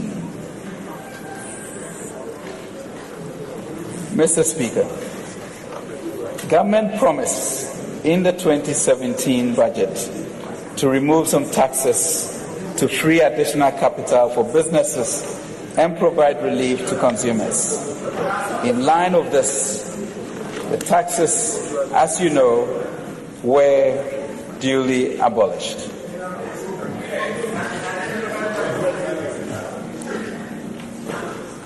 Mr. Speaker, the 1% special import levy imposed on imported raw materials was effected. 17.5% VAT for financial services and airline were also effected. Levies imposed on KIA by local authorities were removed. Special petroleum tax reduced from 17.5 to 15. Others include exemption from tax gains from realization of securities listed on the Ghana Stock Exchange for a period of 5 years. The following tax measures were also implemented. As part of measures to streamline tax exemptions, government piloted a refund policy based on the lessons learned. Structures including a paperless system was implemented for granting and monitoring tax exemptions. Government in 2018 will introduce a comprehensive policy on the tax exemptions regime. The Fiscal Electronic Device Bill was laid before Parliament and the excise tax stamp policy was launched. Paperless port system. To improve efficiency at the ports, the Ministry introduced paperless transactions at the ports. The implementation of the paperless system significantly reduced transaction time from 2 days to 8 hours of compliant transactions, while revenue from the port increased by 35.4%. Mr. Speaker, government resolved in 2017 to address the challenges in the financial sector to enable strong private sector credit growth. In this regard, the Bank of Ghana addressed the challenge that UT Bank and Capital Bank pose to the entire banking system by facilitating a purchase and assumption agreement by GCB Bank. This intervention was made with a clear policy intent to protect the deposit public and prevent any contagion effect on the entire industry. The government is proud to announce that despite the failure of these two banks in 2017, the confidence and trust in the financial sector remains strong. The Bank of Ghana increased the minimum capital requirements of universal banks from 120 million to 400 million, and all such banks have up to December 2018 to meet the minimum capital requirements. This was done to ensure that these banks have more capacity to lend to businesses, especially within the purview of their single obligor limits, which the Bank of Ghana must enforce strictly. Mr. Speaker, government streamlined ESLA flows to accommodate all the existing legacy debts owed by the energy sector firms to banks and suppliers, and took steps in issuing a successful ESLA-backed bond to pay all these debts. This initiative is important in resolving the liquidity challenges faced by the banks and will enable stronger credit to the private sector, especially as banks' non-performing loans improve. Government also prepared the payment systems and electronic transfer bills to support transition from cash-dominant to cash-light economy. In 2018, this bill will be laid before Parliament. IPEP, Infrastructure for Poverty Eradication Program. Government introduced the IPEP to direct capital expenditure towards local constituency level, specific infrastructure and economic development priorities, with particular emphasis on rural and deprived communities. In this regard, The Ministry of Special Development Initiatives was created to provide oversight and strategic direction for the implementation of IPEP.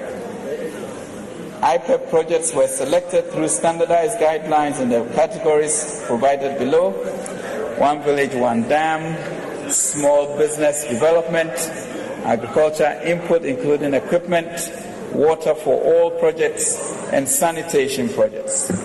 A 10-member regional team was constituted for each of the 10 regions to oversee the implementation of the IPEP. The teams conducted constituency infrastructure needs assessment to identify projects in all 275 constituencies that are consistent with government priority areas. The law establishing the 3 development authorities, namely Northern Development Authority, Middle Belt Development Authority, and Coastal Development Authority, has been passed by this Parliament, and we thank you. In addition, Parliament also passed a law establishing the Zongo Development Fund, and this has been funded in the 2018 budget. Industrializing Ghana from the ground up. One district, one factory. One district, one factory program was launched by the President on 25th August 2017. The Ministry of Trade and Industry completed technical, financial, and commercial viability analysis of 462 proposals, out of which 191, covering 102 districts, were selected for implementation. It is envisaged that these 191 district enterprise projects will collectively generate over 250,000 direct and indirect jobs.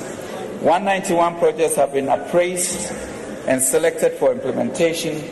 104 of these companies will be operating in the agribusiness sector, 20 in the meat and poultry sector, 40 in the construction and building materials subsector, and the remaining 27 businesses in the cosmetics and pharmaceutical sectors. The regional breakdown of the companies are 35 in Ashanti, 19 in Brown Hartford, 21 in Central, 34 in Eastern, 28 in Greater Accra, 17 in Northern, 4 in Upper East, 5 in Upper West, 10 in Western, and 18 in Volta. In 2018, government will allocate a minimum of 2 million cedis to each district for the implementation of the 1D1F.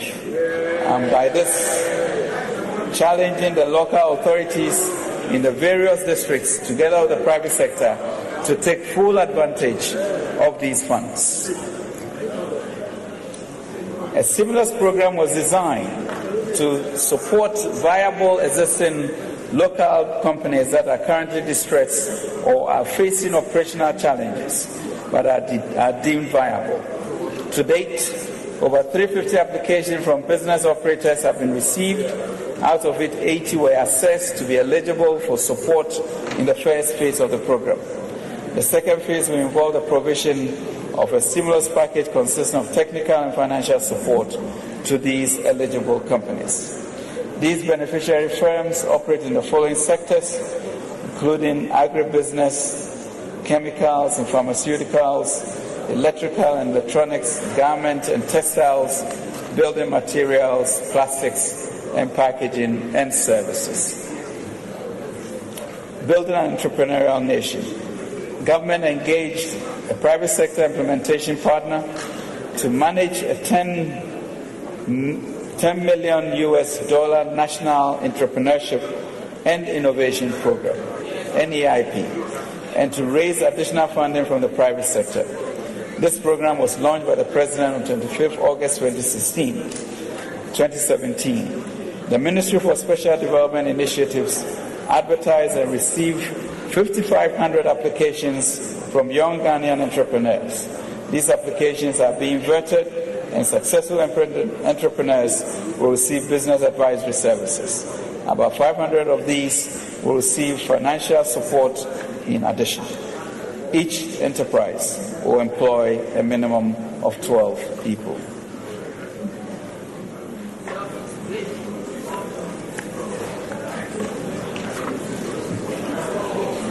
Mr. Speaker,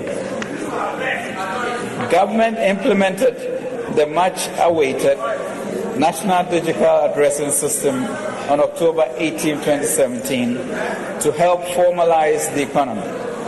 In 2018, government through Ghana Post will develop postal codes to feed into the National Identification System. About 4,000 National Service personnel will be engaged to emboss digital addresses on all landed properties nationwide. 4,000 jobs, Mr. Speaker, will be created in this area. National Identification Program. Mr. Speaker, after 8 long years of inaction, the National Identification Program was revived, and on 15 September 2017, the first Ghana card was issued to His Excellency the President. The National Identification Authority will commence issuing the Ghana card after the amendment of the National Identification Authority Act 2006, Act 707, and subsequent passage of the relevant legislative instrument. It will be the first ever multi-purpose card issued in Ghana to support government's efforts of formalizing the economy. Care is being taken to ensure coordination with all other related identification initiatives to prevent waste of resources and maximize government's investment. Mr. Speaker, measures were put in place to strengthen commitment controls and ensure that expenditures match revenue inflows to sanitize public expenditure management. Government is committed to enforcing the PFM Act. To this end, draft regulations to operationalize PFM are being finalized and will be presented to this August House in 2018.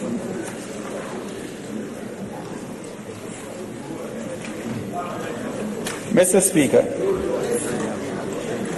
the next phase of the TSA implementation will be to extend the transfer of Government of Ghana's bank accounts or commercial banks to cover donor funds of MDAs as well as the bank accounts of subvented agencies such as universities and other institutions.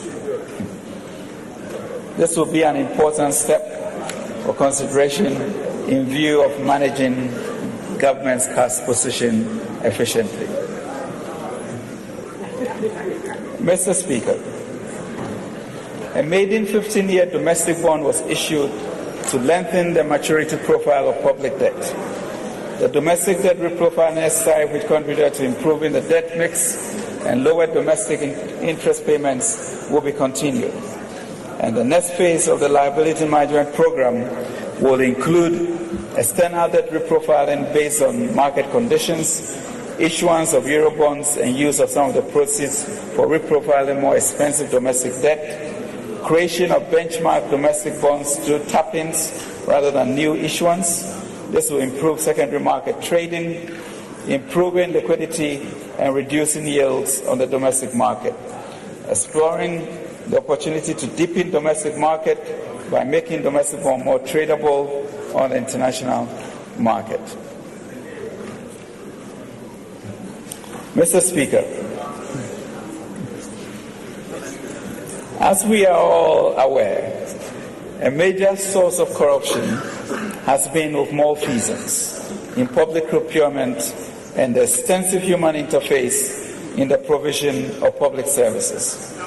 In this regard, a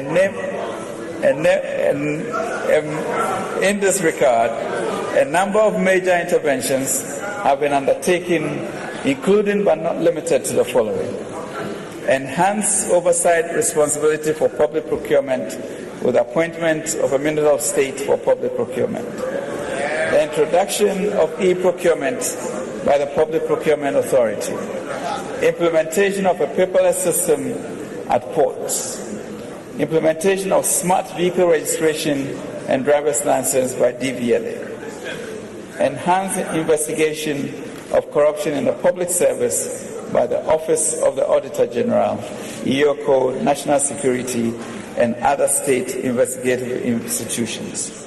Methodical and thorough investigations are being conducted to avoid claims of witch hunting. The Office of the Special Prosecutor is getting ready to crack the whip of justice.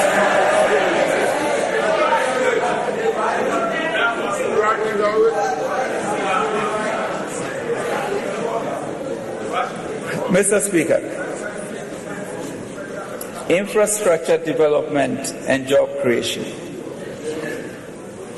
Mr. Speaker, the Akufo-Addo Program for Economic Transportation is a three-pronged economic development program that would accelerate investments in agriculture, strategic infrastructure, and industrialization. Under the program, we will modernize agriculture, improve production efficiency, achieve food security, and increase profitability for our farmers. The plan is to invest in the entire agriculture and agribusiness value chain, which will create new businesses and job opportunities in the sector. Mr. Speaker, government will also invest in infrastructure that supports the opening up of the major agricultural zones of the country, in energy and related infrastructure to accelerate the industrialization agenda of government. Significant investments will be made in the road and rail sectors of the economy to facilitate trade and the investment of goods and people. The Akufo-Addo Program for Economic Transportation will abolish duties on some agricultural produce, processing equipment, and machinery. Support the development of agribusiness startups, provide a 400 million fund to de-risk agriculture and agribusiness sector through sustainable agriculture financing and crop insurance schemes. Provide 400 million fund to de-risk agriculture. Increase the pace of agricultural mechanization. Provide specific technical assistance and tax incentives to support agro-processing, packaging, and market access. Launch a major pension scheme for cocoa farmers. Ramp up investments under the Planting for Food and Jobs. Develop modern storage facilities through the One District, One Warehouse program. Implement a grant funding facility for agribusiness startups, launch the commodities exchange, and open up key food basket loans through road construction and irrigation projects. Over the next 3 years, the following roads and bridges will be constructed. Awia Kwanta Obuase Ninahen Awiseso Ninahen Chechere Esuponi Rails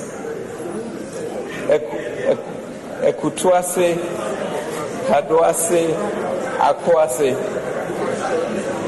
Kasotie Junction Wulugu Pasenkuwa Laura Hantumu Nandong Hamele Tamale Karaga Kushiagu Bumbrugu Nalarego Chefu Praso Dunkwa Onofen Inkoko New Abrim Ofuase Akemodan Elubu Asemkro Enchi Kasekro Madiambra Penakro Futo Aquacro Amisano Aveho Hoi Tamale Solaga Enquanta Damango Atebubu Kwame Damso Confuanoche Bepai Tamale 0.7 interchange, Swame interchange, PTC interchange, Aboya Bridge, Yape Bridge, Wape Bridge, Laura Tepe Bridge, Primamiswa Bridge, and 99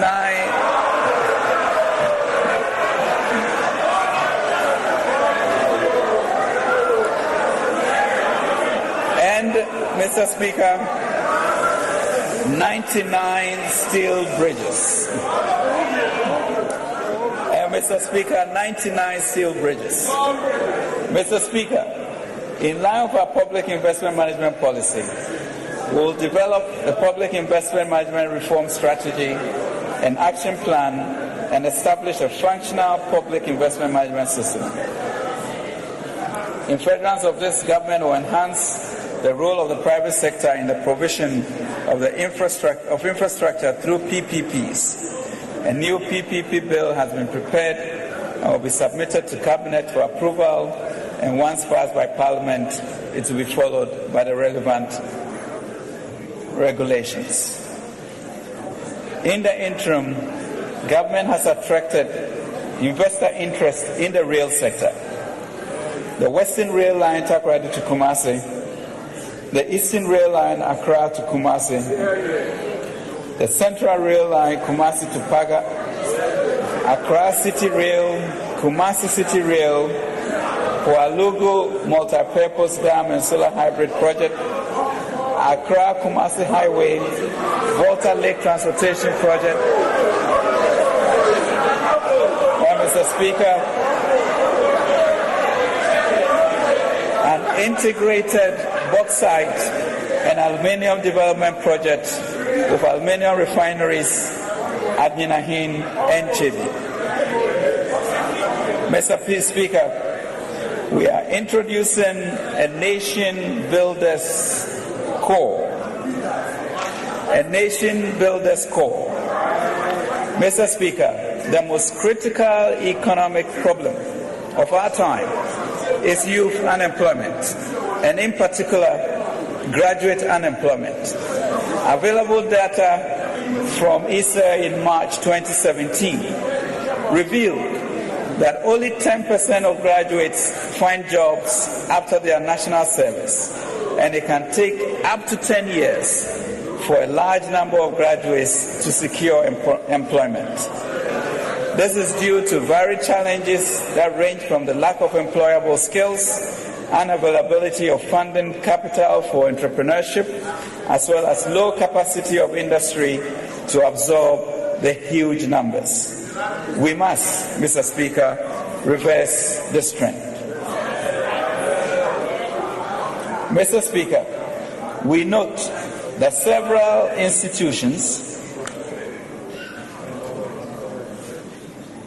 transition programs run under the various government institutions and agencies, including the Ministry of Local Government and Rural Development, the National Vocational and Technical Institute, Council for Technical and Vocational Education and Training, COTVET, Youth Enterprises Support, and the Youth Employment Authority have targeted non-tertiary graduates. With this background, our government is proposing a new jobs program, the Nation Builders Corps, to focus on graduate unemployment. The Nation Builders Corps program will be a major government initiative to address livelihood empowerment and graduate unemployment to solve economic and social problems. The focus of the initiative will be solving public service delivery in health, education, agriculture, sanitation, and drive revenue mobilization and collection at GRA. The objective of this program will be to provide employment, improve skills and employability, improve public service delivery, improve government revenue mobilization. Under the Nation's Builders Corps program, graduates will be trained, equipped with the necessary work tools, and deployed around the country to be engaged as graduate teachers in a Teach Ghana program focused on science, technology, engineering, and mathematics, and other relevant subjects in primary and secondary schools across the country. Sanitation inspectors in a Clean Ghana program focused on enforcing sanitation laws and inspection to ensure clean communities. Trained nurses and other healthcare workers in a Heal Ghana program that will provide healthcare delivery to deprived and rural communities across Ghana. Trained agriculture, extension, and other allied workers in a Feed Ghana program that will provide extensive support to farmers across agricultural value chains. Tertiary graduates in a Revenue Ghana program will mobilize the youth to collect taxes that have been difficult to mobilize and enforce collection for the development of Ghana. Mr. Speaker, the Nation Builders Corps program will hire 100,000 graduates in 2018 to be 100,000 graduates in 2018.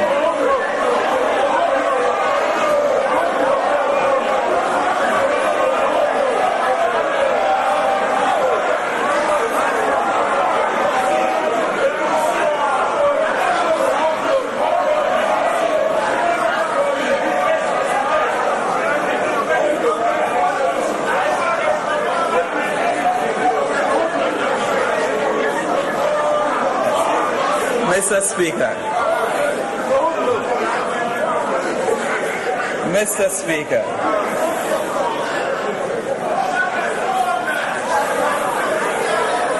Mr. Speaker, Mr. Speaker,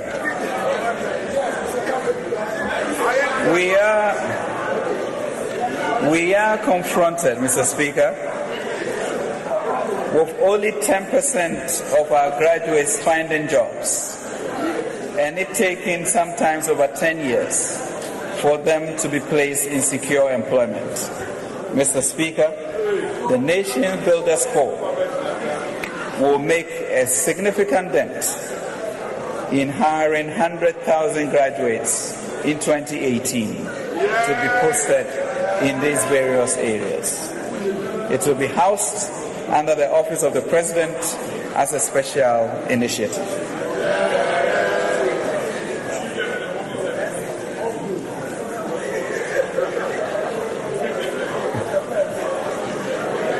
Mr.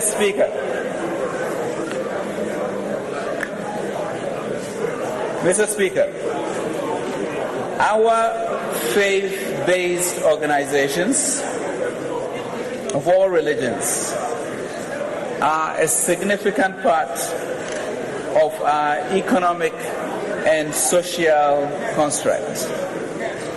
Indeed, Mr. Speaker, across the length and breadth of our country, our faith-based institutions have more than 30,000 branch network. They have more visible presence than any state institution. Every hamlet has a faith-based institution of one form or the other. It is our considered view, Mr. Speaker, that engaging the faith-based institutions in viable economic ventures, teaming up the faith-based institutions with the business community and government to create economic ventures will be an effective way to expedite business development and job creation, especially for the youth. Mr. Speaker, faith-based institutions have the most effective transmission mechanism to reach into every corner of our society, and it is unfortunate that government has not taken time to come into a partnership with them to deliver critical social services in education, health and water, but also to support provision of skills, entrepreneurial training for the youth, and the establishment of commercial enterprises. Mr. Speaker, we are confident that this new paradigm will yield incredible results with regards to social services and also the promotion of enterprises in the various districts in our country. Mr. Speaker, energy sector policy initiatives. Mr. Speaker, we have all too soon forgotten how the menace of doomsday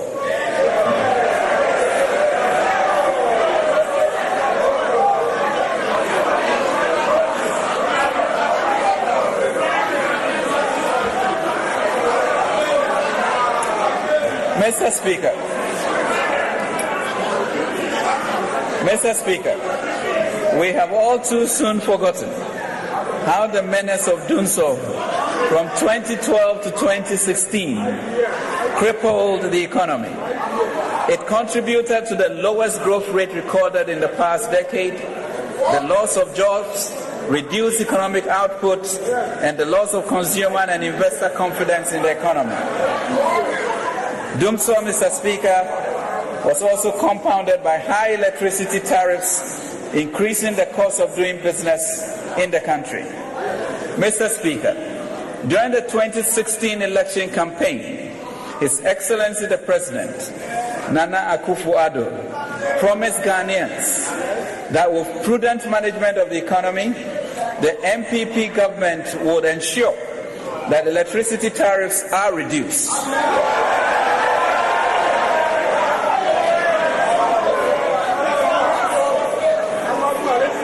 Mr. Speaker,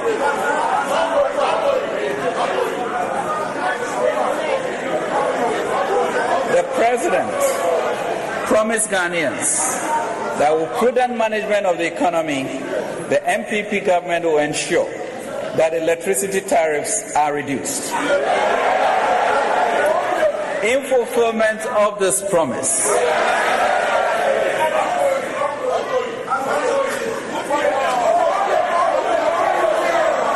Government, Mr. Speaker, has reviewed the tariff setting methodology and cost structure of power production.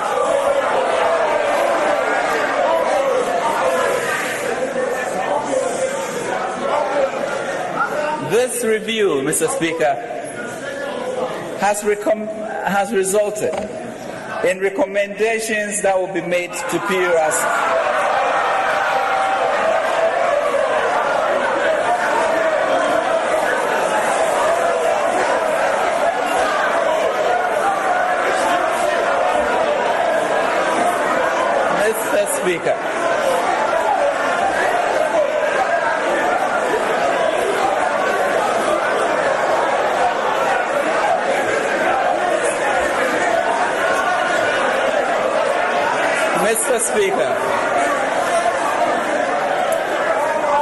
Mr. Speaker, order.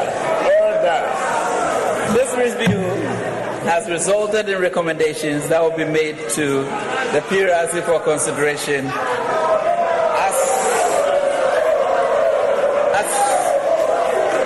as per the law.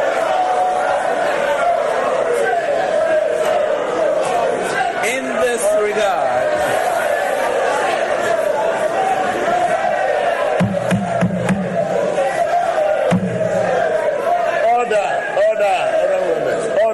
Mr. Speaker, order. In 2018, efforts will be geared towards keeping the lights on at affordable rates to consumers, particularly industries and small businesses, through reform and policy interventions over a 2-year period. The electricity tariff structure will be realigned with government's developmental goals of industrial transformation, growth, and job creation. To give relief to the poor, whose individual consumption actually falls in the subsidized lifeline category, but who lived in a compound house, the existing 4-tier tariff classification of residential consumers will be collapsed into lifeline and non-lifeline consumers in phases. On the basis of these interventions, if government's recommendation to PURC are accepted, consumers will be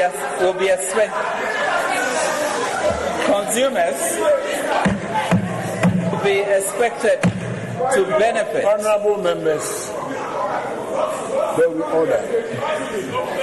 On the basis of these interventions, every unparliamentary language, particularly, will be dealt with.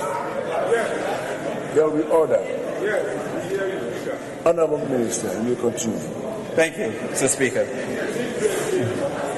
On the basis of these interventions, consumers will be expected to benefit from reductions in electricity tariffs. The expected average tariff reduction across various customer categories will be as follows. Average reduction for residential, 13%. Average reduction for non-residential, 13%. Special load tariff, low voltage, 13%. Special load tariff, medium voltage, 11%. Special load tariff, high voltage, 14%. This is industry. High voltage mines, 21%.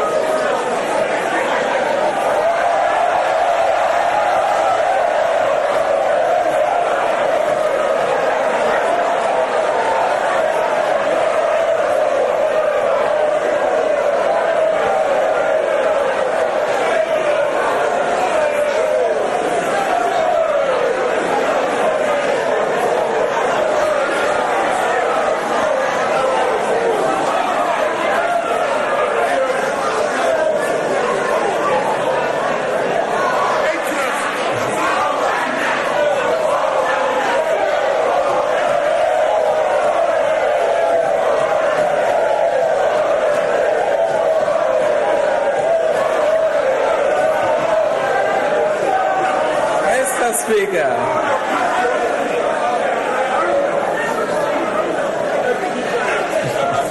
Honorable Minister. Mr. Speaker. Mr. Speaker.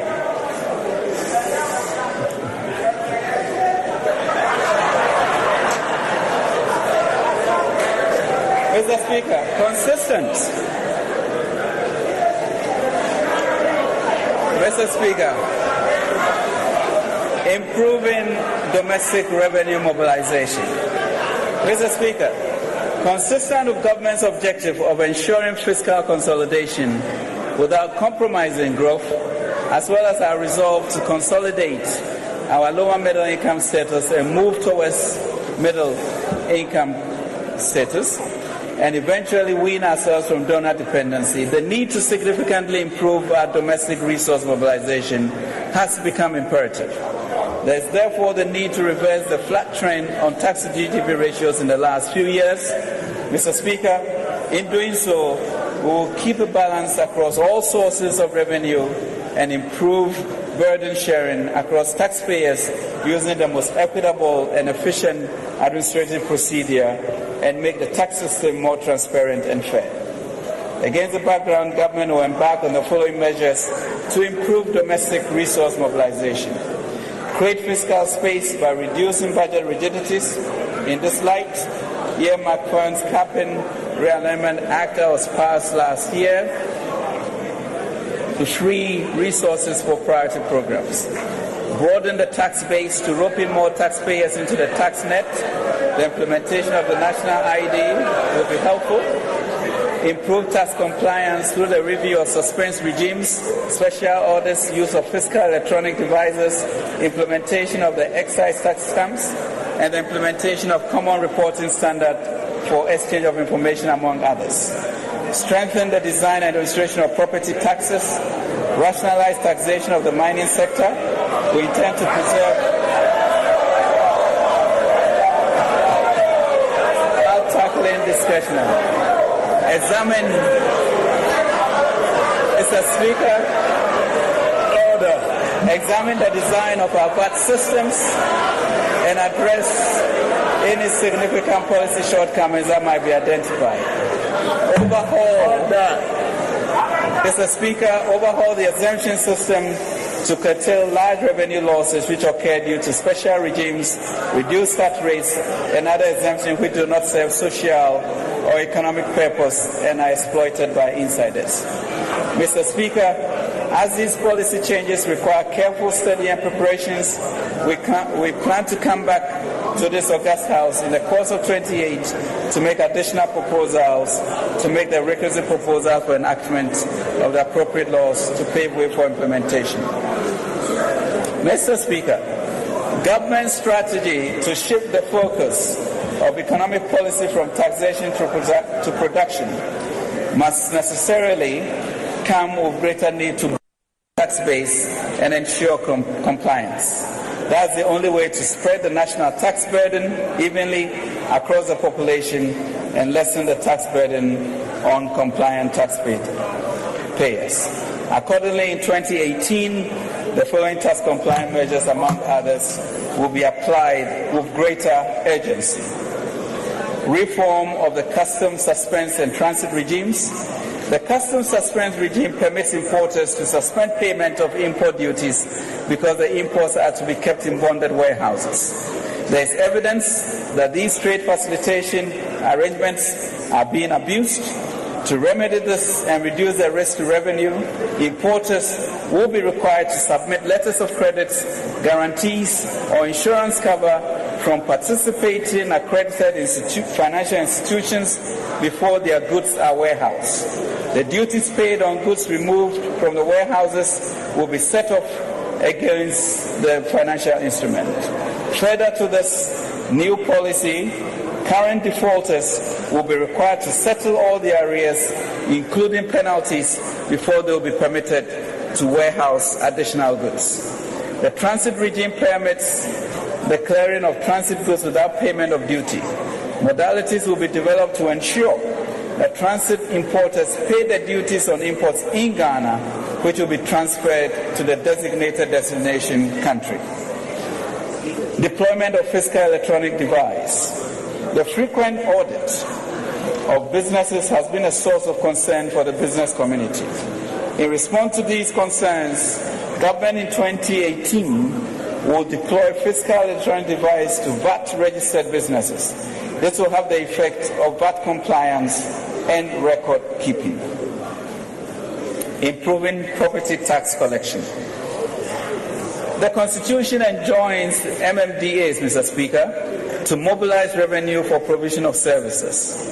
A major source of revenue is property tax, collection of which is low due to insufficient valuation capacity and the high cost of valuation. To enhance efficiency, both in the valuation of properties and revenue collection process from this source, in 2018, GRA will collaborate with the Ministry of Local Government and Rural Development to support the MMDAs in the assessment and collection of property taxes. Mr. Speaker, in the 2017 budget statement and economic policy, government stated its intention to use tax policy as a tool to stimulate investment and to shape economic behavior. In furtherance of this objective, the following policies will be introduced in 2018. 1. Taxes. The collection of property tax breaks to help position Ghana as a higher education hub. The education sector represents a high growth potential with multiplier effects on the economy, as confirmed by a recent country private sector diagnostic study by the World Bank Group. This is also borne out by the rapid growth in privately owned and managed universities, as well as in the inward flow of students from the West Africa region and Africa. It is government's intention to support the sector in order to position Ghana as a premier higher education hub of the sub-region and in Africa, to attract critical foreign direct investment into the sector. In view of this, and also as part of government strategy for the long-term development of local human capital base fit for a changing world, we will grant relief from corporate income tax paid by the privately owned and managed universities to the extent that profits are plowed back to expand or maintain the facilities. We would work to do the same for privately owned SHS in the near future. Tax incentives for young entrepreneurs. As a further commitment to creating a supportive ecosystem for young Ghanaian entrepreneurs of age 35 years and below who start their own businesses, government will, through the National Entrepreneurship and Innovation Plan, grant tax holidays based on the number of persons employed by a startup or early-stage business. A preferential tax rate of between 3 to 5 years will be granted after the tax holiday. They will also be allowed to carry forward losses for 5 years. Income tax threshold. To protect low-income earners and ensure fairness in our income tax administration, government will review the current income tax threshold by pegging the tax-free threshold to the current minimum wage. In effect, government will abolish income taxes on the incomes of minimum wage earners. Taxation of lottery. The ongoing reform of the lotteries industry will continue, and the measures against illegal lottery business intensify. To remove the incentives for people to engage in illegal lottery, the 7.5 income tax on the commission of local marketing companies will be abolished, and the 5% withholding tax on the lotto prizes removed. Tax amnesty.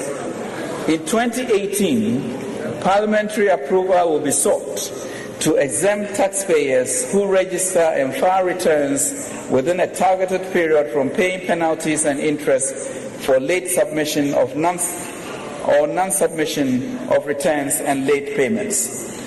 This includes exemptions from prosecution. GRA will, after the amnesty period, wage an intense campaign to prosecute continuing defaulters and offenders.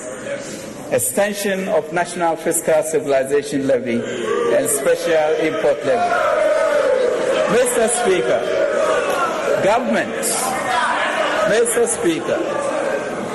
government continues to remove and reduce taxes both in 2017 and 2018 to support businesses and provide relief to individuals. Government is still committed to carrying out social interventions to improve the well-being of her citizens, especially the poor and the vulnerable. As such, Mr. Speaker, some tax handles have to be maintained in the short term as we make efforts to improve compliance. In this regard, the National Fiscal Stabilization Levy and the Special Import Levy will be extended to the end 2019. Financial sector initiatives.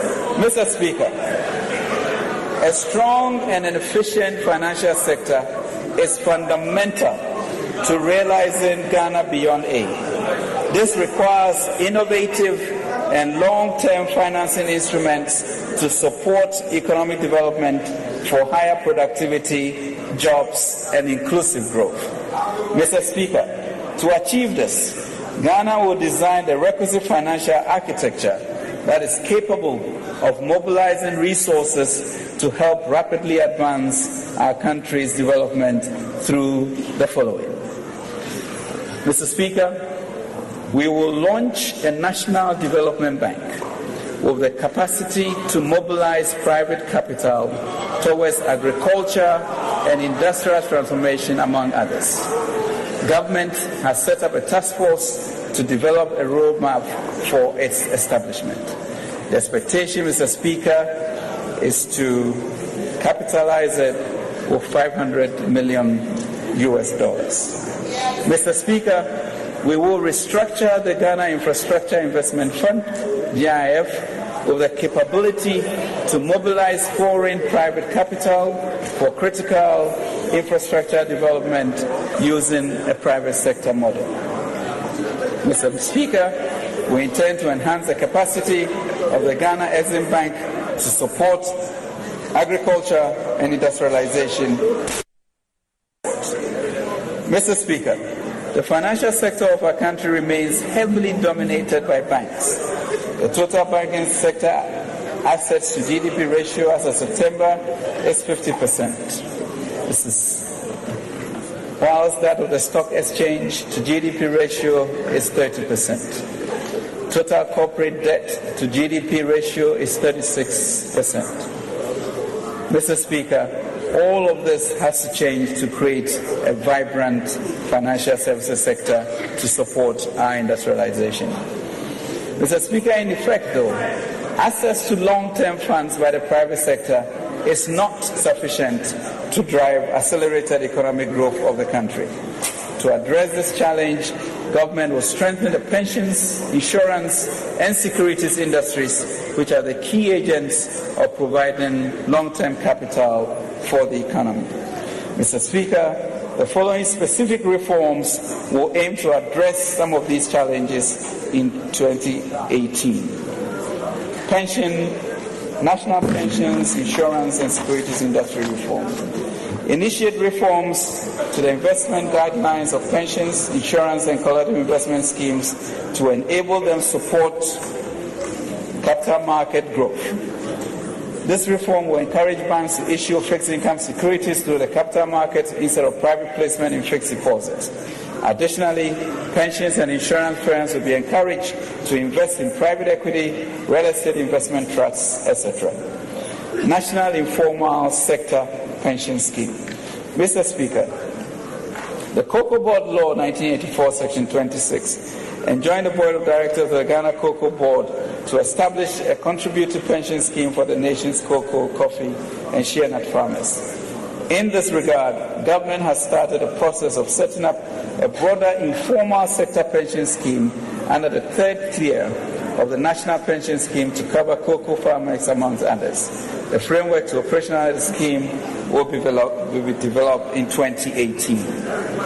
Mr. Speaker, this scheme will complement the efforts of private sector corporate trustees to provide social protection for a large segment of Ghanaians who are in the informal sector, especially our hard-working cocoa farmers.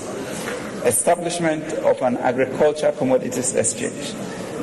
Mr. Speaker, work on setting up the Ghana Commodity Exchange and warehouse receipt system has been ongoing for a decade. The exchange is expected to enable easy access to markets, fair pricing for smallholder farmers, and formalize informal agriculture trading activities. Government's priority is to operationalize the commodity exchange in 2018 to support agricultural transformation, including the planting for food and jobs. Mr. Speaker, development of housing and mortgage finance industry.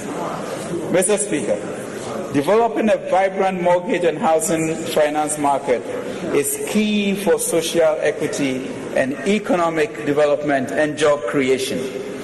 To support private sector efforts in expanding access to housing, the Ministry of Finance will partner with banks, pension trustees, and securities market players to start a process of developing and deepening the local mortgage and housing finance market to offer affordable mortgages at subsidized interest rate beginning of public sector workers. The policy objective is to reduce the cost of local currency mortgages offered by banks and to encourage the use of technology to lower the cost of housing by the private sector. This is expected to contribute to the reduction of Ghana's housing deficits, which currently stands at 1.7 million. Positioning Ghana as a regional financial services hub. Over the past decades, Ghana has positioned itself as a pillar of stability in the sub-region, with relatively strong institutions and entrenched democracy. Government intends to capitalize on the success by positioning Ghana as a regional financial services hub. Mr. Speaker, positioning Ghana as an international financial services center is intended to make Ghana the preferred headquarters for all international banks operating in the sub-region and in Africa. Ghana also becoming the hub for the financial technology and payment systems for the region. The hub is also intended to host the international private equity and venture capital firms to support entrepreneurship and access to long-term capital by the private sector in the sub-region. Mr. Speaker, a special task force will be set up to provide government with a strategy and framework for the establishment of Ghana as a regional financial services hub. Mr. Speaker, provision of health services is essential for a productive economy. The National Health Insurance Scheme exists to ensure that citizens obtain quality health care at all times. Mental health is also of paramount importance to government. Studies have indicated that the current revenue sources do not guarantee the sustainability of the fund, given that enrollment to the scheme has increased over the years. To ensure sustainability of the scheme, there is the need to review the sources of funding to increase the revenue flow into the fund. We will consult the relevant stakeholders and make proposals based on such consultations. Voluntary Education Fund. Mr. Speaker, with the successful launch of free SHS, government has received proposals from the public, several of which encourage the establishment of a fund to receive voluntary contribution to support education. Thankfully, Mr. Speaker, the GET Fund law allows for the setting up of other education-related funds. In 2018, the Ministry will work with GET Fund to set up these education funds to enable Ghanaians make voluntary contributions to support educational institutions and also facilitate stakeholder ownerships in strong senior high school institutions. Promoting economic opportunities for women. Mr. Speaker, empowering women and achieving gender equality is fundamental to the realization of our SDG goals. The President is committed to empowering women and creating opportunities for their participation in the job and wealth creation agenda. In order to promote economic opportunities for women, special consideration will be given to women in government procurement.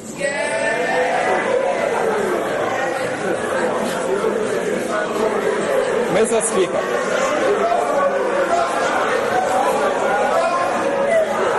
Speaker, we have very good reasons to be optimistic about our country again. Government has shown and will continue to demonstrate through its actions that the welfare of the Ghanaian is paramount. Plans to restore and sustain faith with Ghanaians and external partners. This is evident in our decision to complete the IMF ECF program at the end of December 2018, and will ensure that all targets are met. Mr. Speaker, we would like to assure Ghanaians that the government of President Nana Akufo-Addo is a government which delivers on its promises.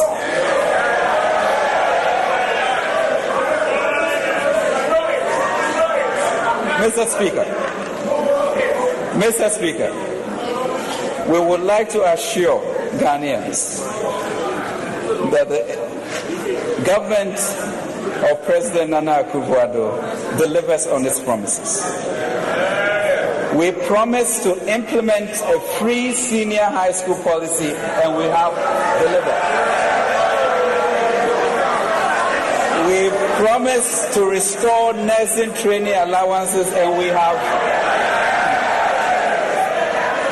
We promised to restore teacher training allowances, and we have.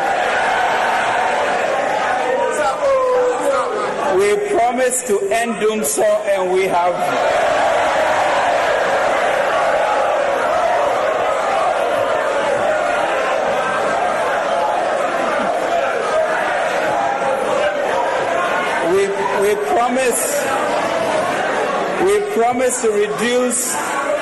We promised to reduce fertilizer prices by 50%. And we have delivered.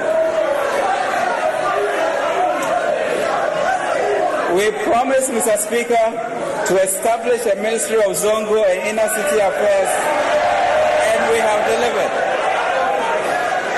Mr. Speaker, we promised to increase and pay peacekeeping allowances, increase from $31 to $35, and we have delivered.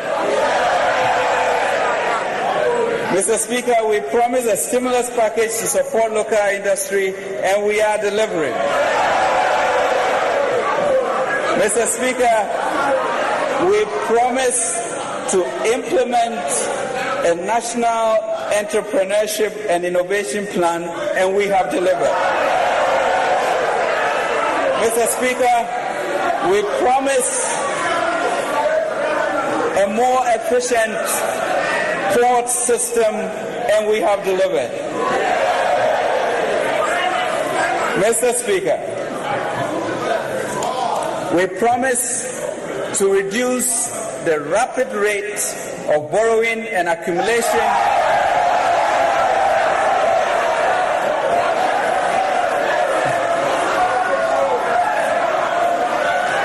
Mr. Speaker, we promise to reduce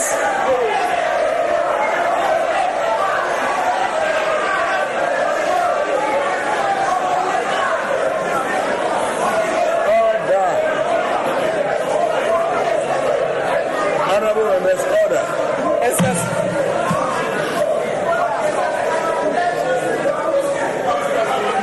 Mr. Speaker, we promise to restore economic growth, and we have delivered.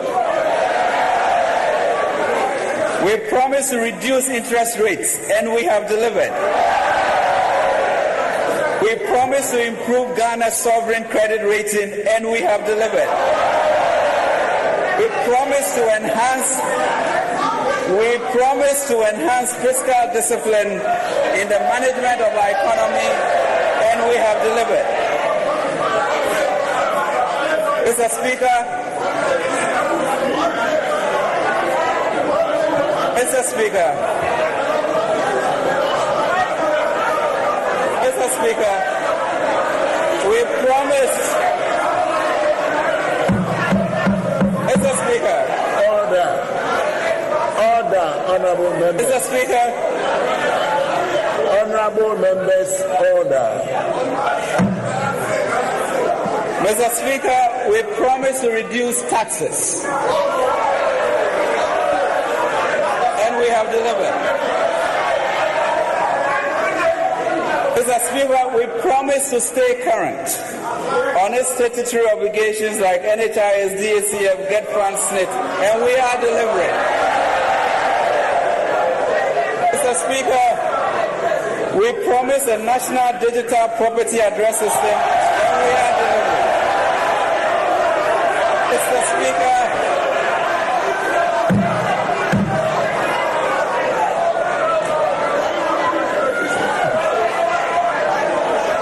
Mr. Speaker, order.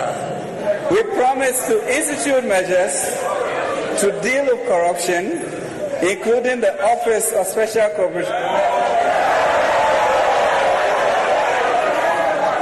Mr. Speaker, including the Office of Special Prosecutor, and they have delivered. Mr. Speaker,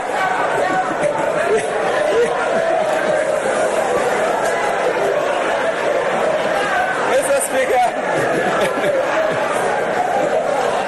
we promise to issue national ID cards, and we are delivering. We promise to establish a Zongo Development Fund, and we are delivering. Mr. Speaker, we promise to establish 3 development authorities, Northern, Middle Belt, and Coastal, and they have delivered. As vehicles for the allocation of the 1 million per constituency, and we intend to deliver this year. Mr. Speaker,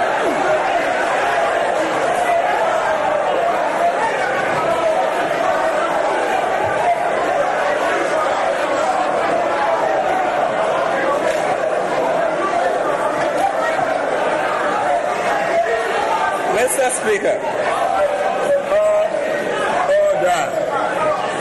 Order. Honorable members who are getting on their feet. Honorable. Don't get on your feet.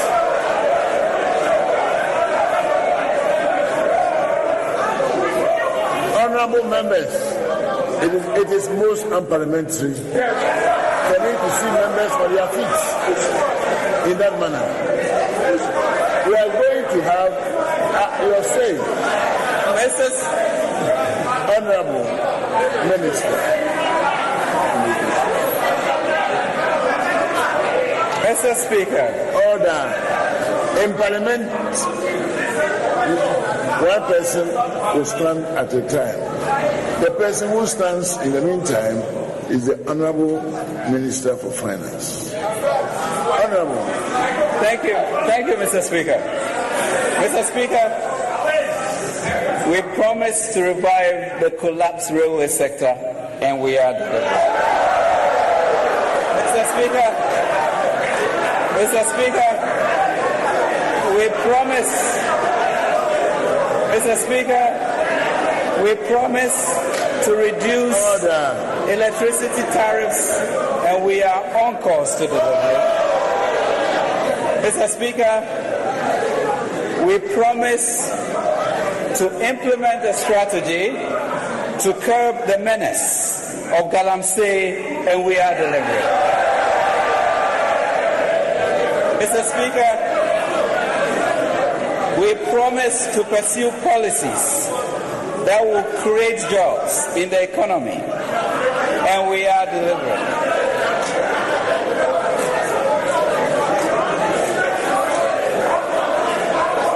Mr. Speaker,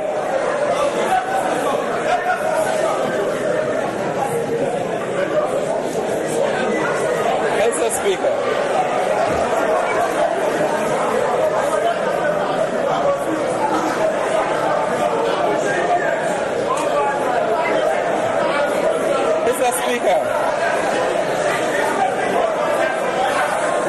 Mr. Speaker, Order.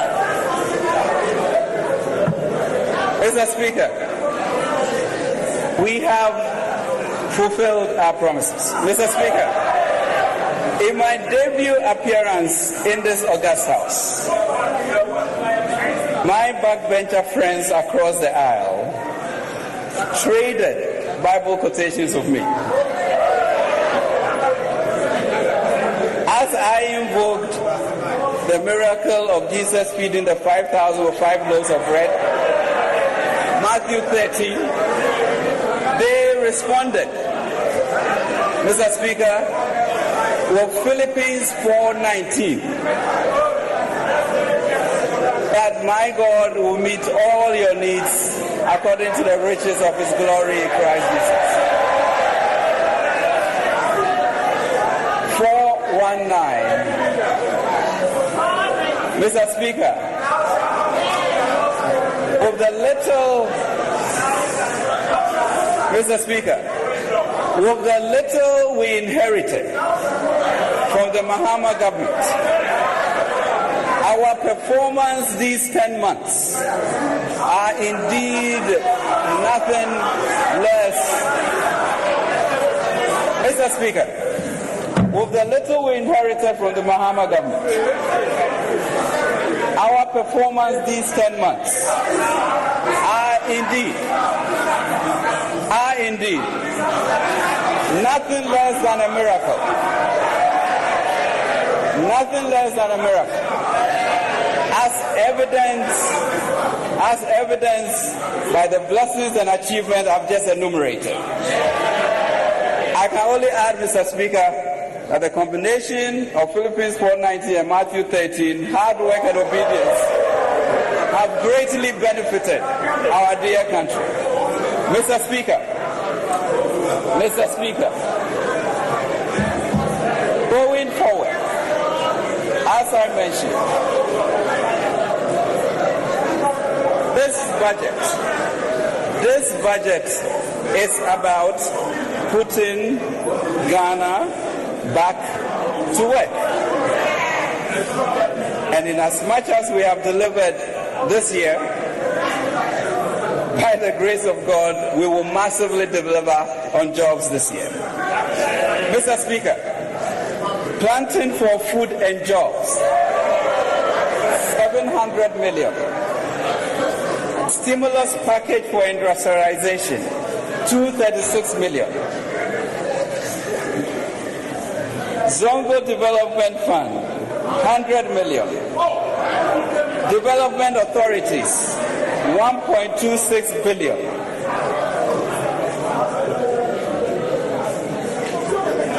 Entrepreneurship and innovation, 50 million. Akufo-Addo plan, Mr. Speaker, Nation Builders Corps, 600 million. National ID, 200 million. Positioning Ghana as a regional financial hub, a multi-billion-dollar industry. Integrated bauxite aluminium, 2 billion. Mr. Speaker, the Akufo-Addo plan for economic transportation, 1,600 kilometers of road, 500 million. Bridges, Gersel, 400 million cedis, Mr. Speaker, of agricultural financing. Mr. Speaker, in addition to this, IDA credit of $100 million for labor and jobs. Another IDA credit of $150 million, Mr. Speaker, for bank credit to support entrepreneurs and industrialization. Mr. Speaker,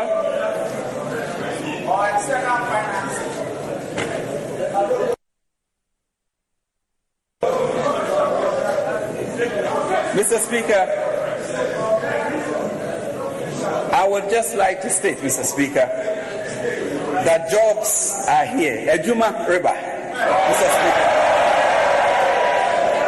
And Mr. Speaker, with your kind permission, I would like, Mr. Speaker, to present to you the Ejuma budget. Thank you, Mr. Speaker.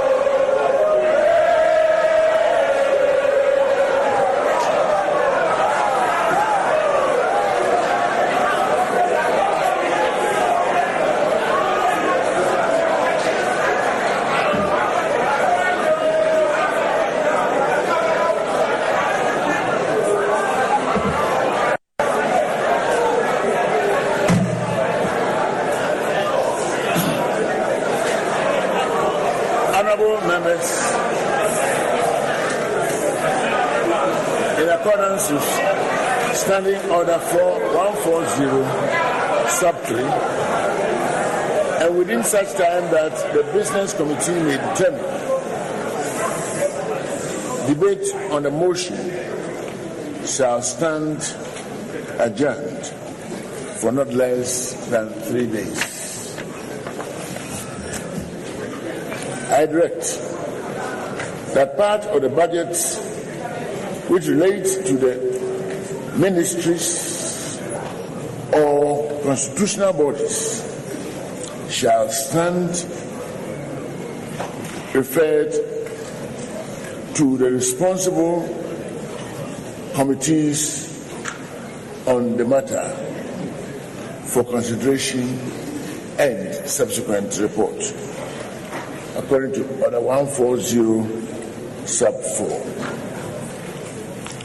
Any part of the budget which relates to finance shall stand committed to the Finance Committee of Parliament for relevant consideration and report, according to Standing Order 140 sub 5.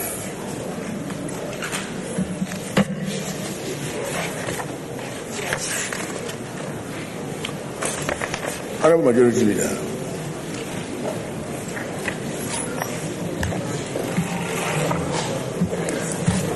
Speaker,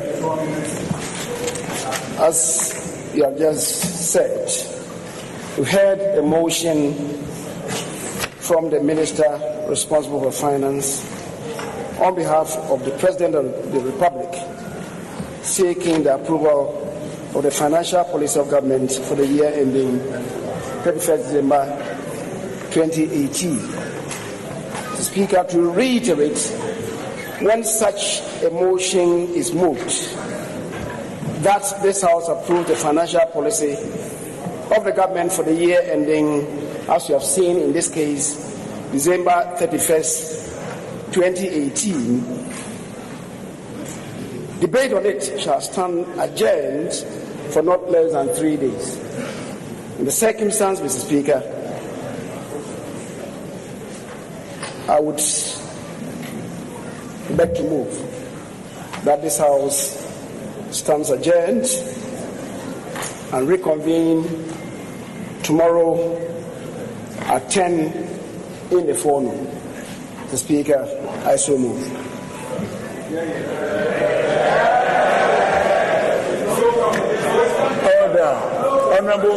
Order. Honourable Minority Leader.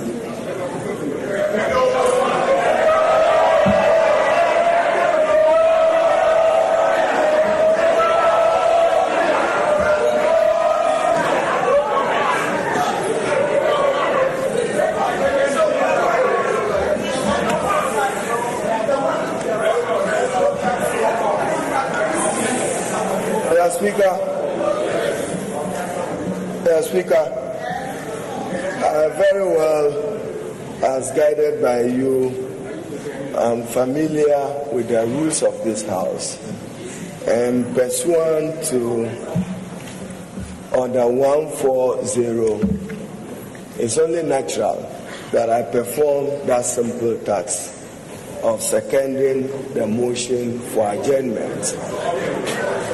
But, Mr. Speaker, having listened to the Finance Minister, whose revenue after paperless is 35% compared to the Vice 56%.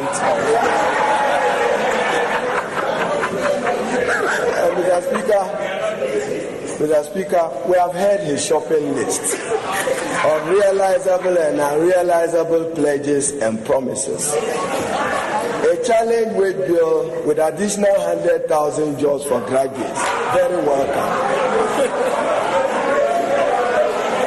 He has not inherited and has provided electricity. Order.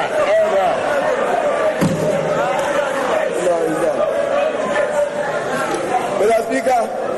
Mr. Speaker, this is Honourable Majority Leader. Do rise.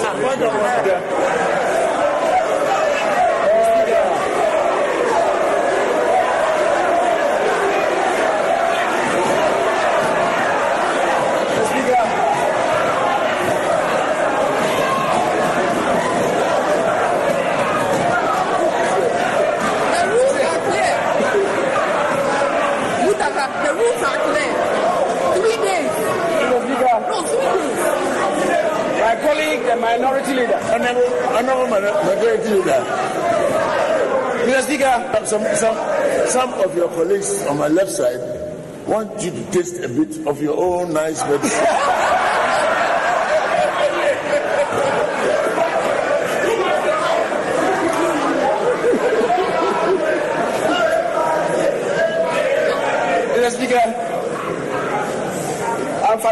chorus from my colleagues.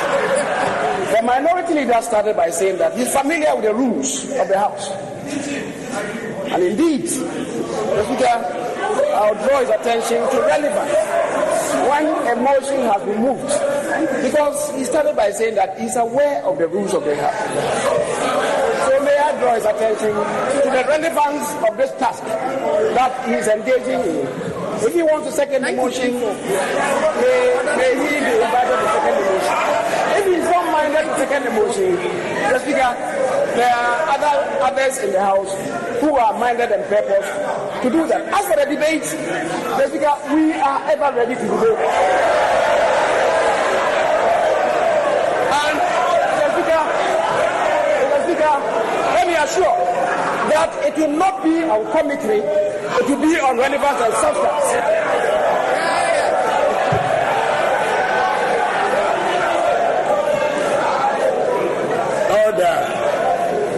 Honorable Minority Leader. Mr. Speaker, we have seconded the motion. If this is a turnaround economy, the battle is a loss. I second the motion.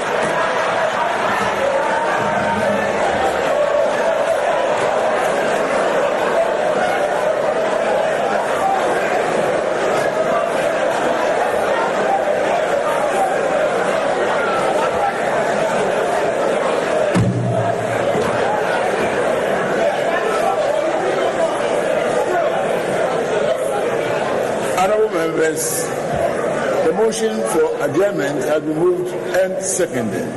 All those in favor say aye. Those against say no.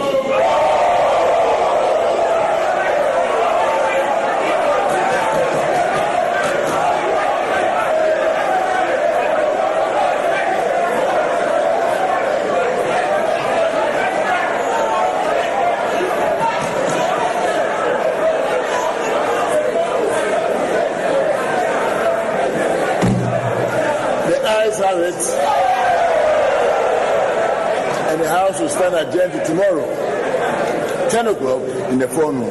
Thank you very much.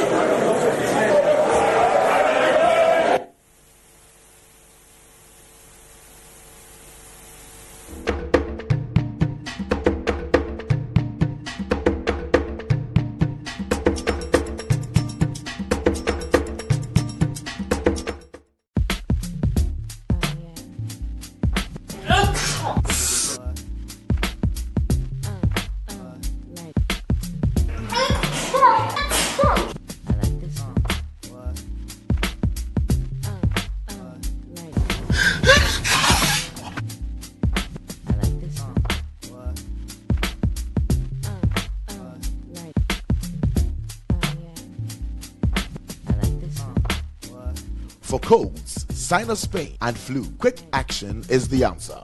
The advantage is you can operate heavy machinery or hold your concentration after you take quick action. Quick action, available in all pharmacies and chemical shops nationwide. Baby to me, jelly.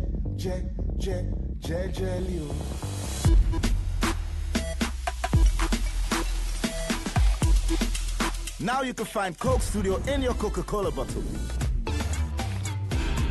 Simply check under the crown for 8-character code. Dial *781# and send the code to get exclusive playlists, coloring back tones, and wallpapers from Coke Studio artists. Offer open to all mobile networks. Vodafone users get 100 megs free for every code. Coke Studio, where music meets. I love coming to school because my school is beautiful. I have lots of friends and learning is so easy. Welcome to North Hills International School. Here we admit students from preschool up to junior high school. We have ultra-modern classrooms, an up-to-date library, a beautiful computer room, a well-equipped science lab, excellence in extracurricular activities such as basketball, table tennis, football, a swimming pool each for preschool, basic school, and junior high school. We teach ballet dancing, cadet, and taekwondo. We have professional teachers who are all degree holders. We offer GES and British curricula. We have surround cameras, so when your ward comes to school, he or she is protected. Air-conditioned buses transport students from home to school and vice versa. We train students to become responsible and ethical citizens of the world. I recommend North Hills International School for your ward. We'll be expecting you. North Hills International School. We are climbing academic excellence.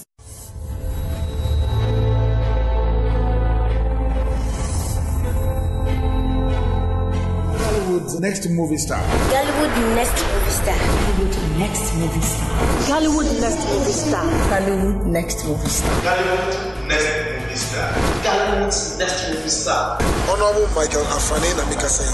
Minia, ijina nyeboni. Gollywood next movie star. Ebaso. Eye TV reality show. Minia. Enyasem ketwa. Minia say every one. Ya nyanchiri mana ade ya tete ofoma baba yini amaye bayipa mesi anam a wan. Ne saninti na Gollywood next movie star Ebaso.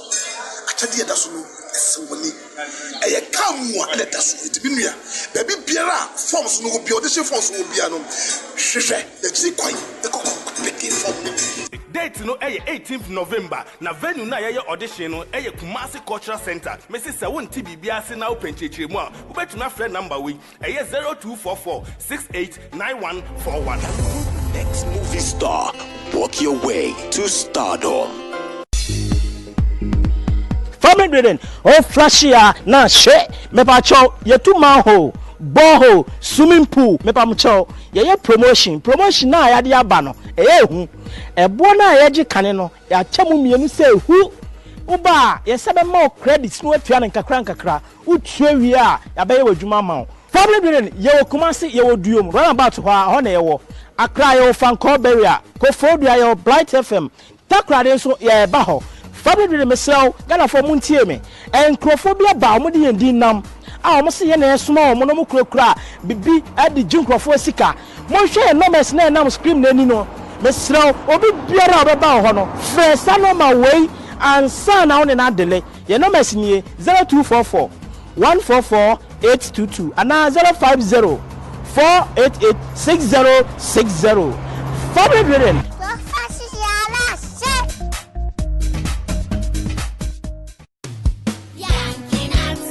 Obaten bia on pesa ni baba kuntokwa wo school mu no emfa Yankee nut nkate enhye ni bag mu hwese mofra yi kun Yankee nut nkate ho.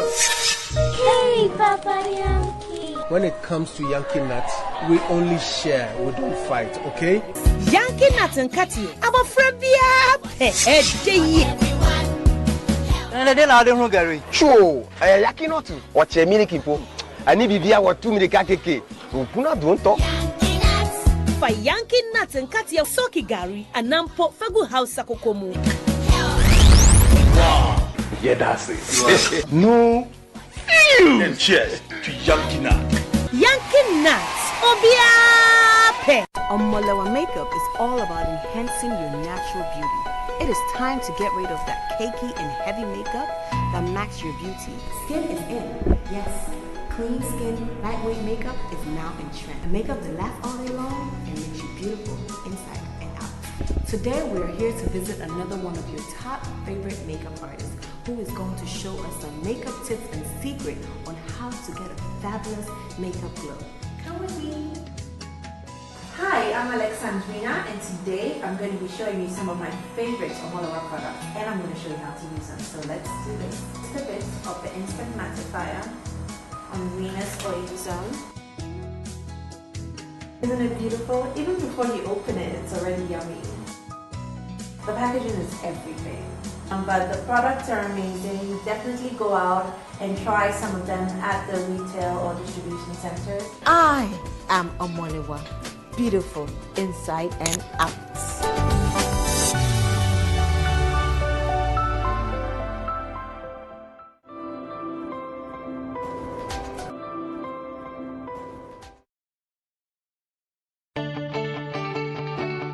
We go past Circle today. Charlie, I think there's space in your car. Hello? Are you still hopping around trying to catch a ride?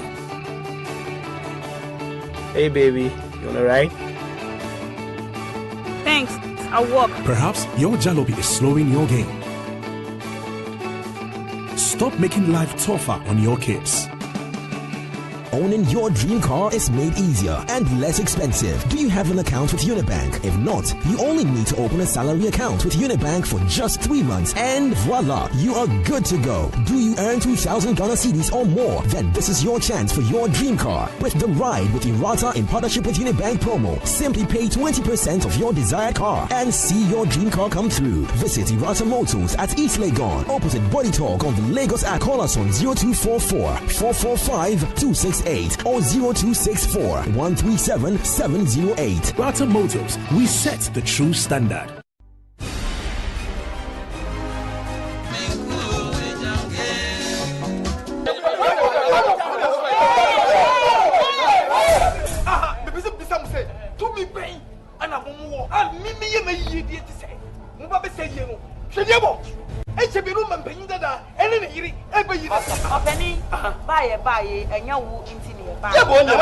Spinner now for fan no onunti ene enam copyright mbrane kire say obi bia ode nwom eye adwuma ewo nipadom say spinners radio stations TV stations commercial buses say nipa kro no eba gamro na obeje lines spinner now for fan no wanye no sa enti onunti ne enam mini pefe say e wo se kutu sika e de masa nkofu ene nti won kutu sika no. Play before you play. Now play it if you know play. I am pressing a new to phone ebewu ehiafo a. Yensu ase ebetu aye royalties. Gamro, pay before play. Gamro, pay before play. Hi. Your friend Kofi Ochiami. Asa dance asa boy ye den dodo. Anambwa. But we me wa feel amount. Ubetuma to asase e wo kasoa. Dodowa, amasama, anatema. For as low as 2,500 Ghana cedis per. Yes, 2,500 Ghana cedis per. For Homatrofo Sisia, net friend 0272 89 89 88 and now 0272 89 89 89. Omo motoni from Real Plan Estates. Nipa bebre atobi. Krata da sodada. Mansum bi animu. Real Plan Estates in Sase. Asase papa. Nebo odafo. Ghana, our beloved country, is made with people of various tribes, belonging to different religion and culture, identifying with different political parties, supporting different football teams, and trusting Martin's liver salt with different refreshing flavors in original lemon, orange, and mixed fruits. One people, one world, trust one brand. Martin's liver salt. Martin's liver salt is available in original, lemon, orange, and mixed fruit flavors. Martin's liver salt with its extra effervescent instantly relieves you from indigestion, flatulence, overindulgence, constipation. Martin's liver salt. Trust it. It's a Kina Farmer.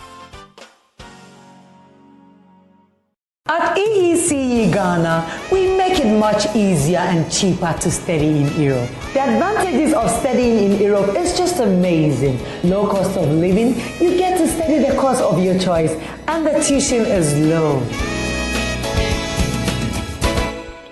When you travel with EECE Ghana, visa is guaranteed for deserving students. We find you the best school, process your documents, and get you ready in no time at all. Good news is that you only pay your tuition when you get to Europe. There are over 600 universities and 12 countries to choose from. Ukraine, Russia, Georgia, Belarus, Czech Republic, Cyprus. The choice is yours. Study IT, law, dentistry, aviation, engineering, management, economics, pharmacy, oil and gas, and more.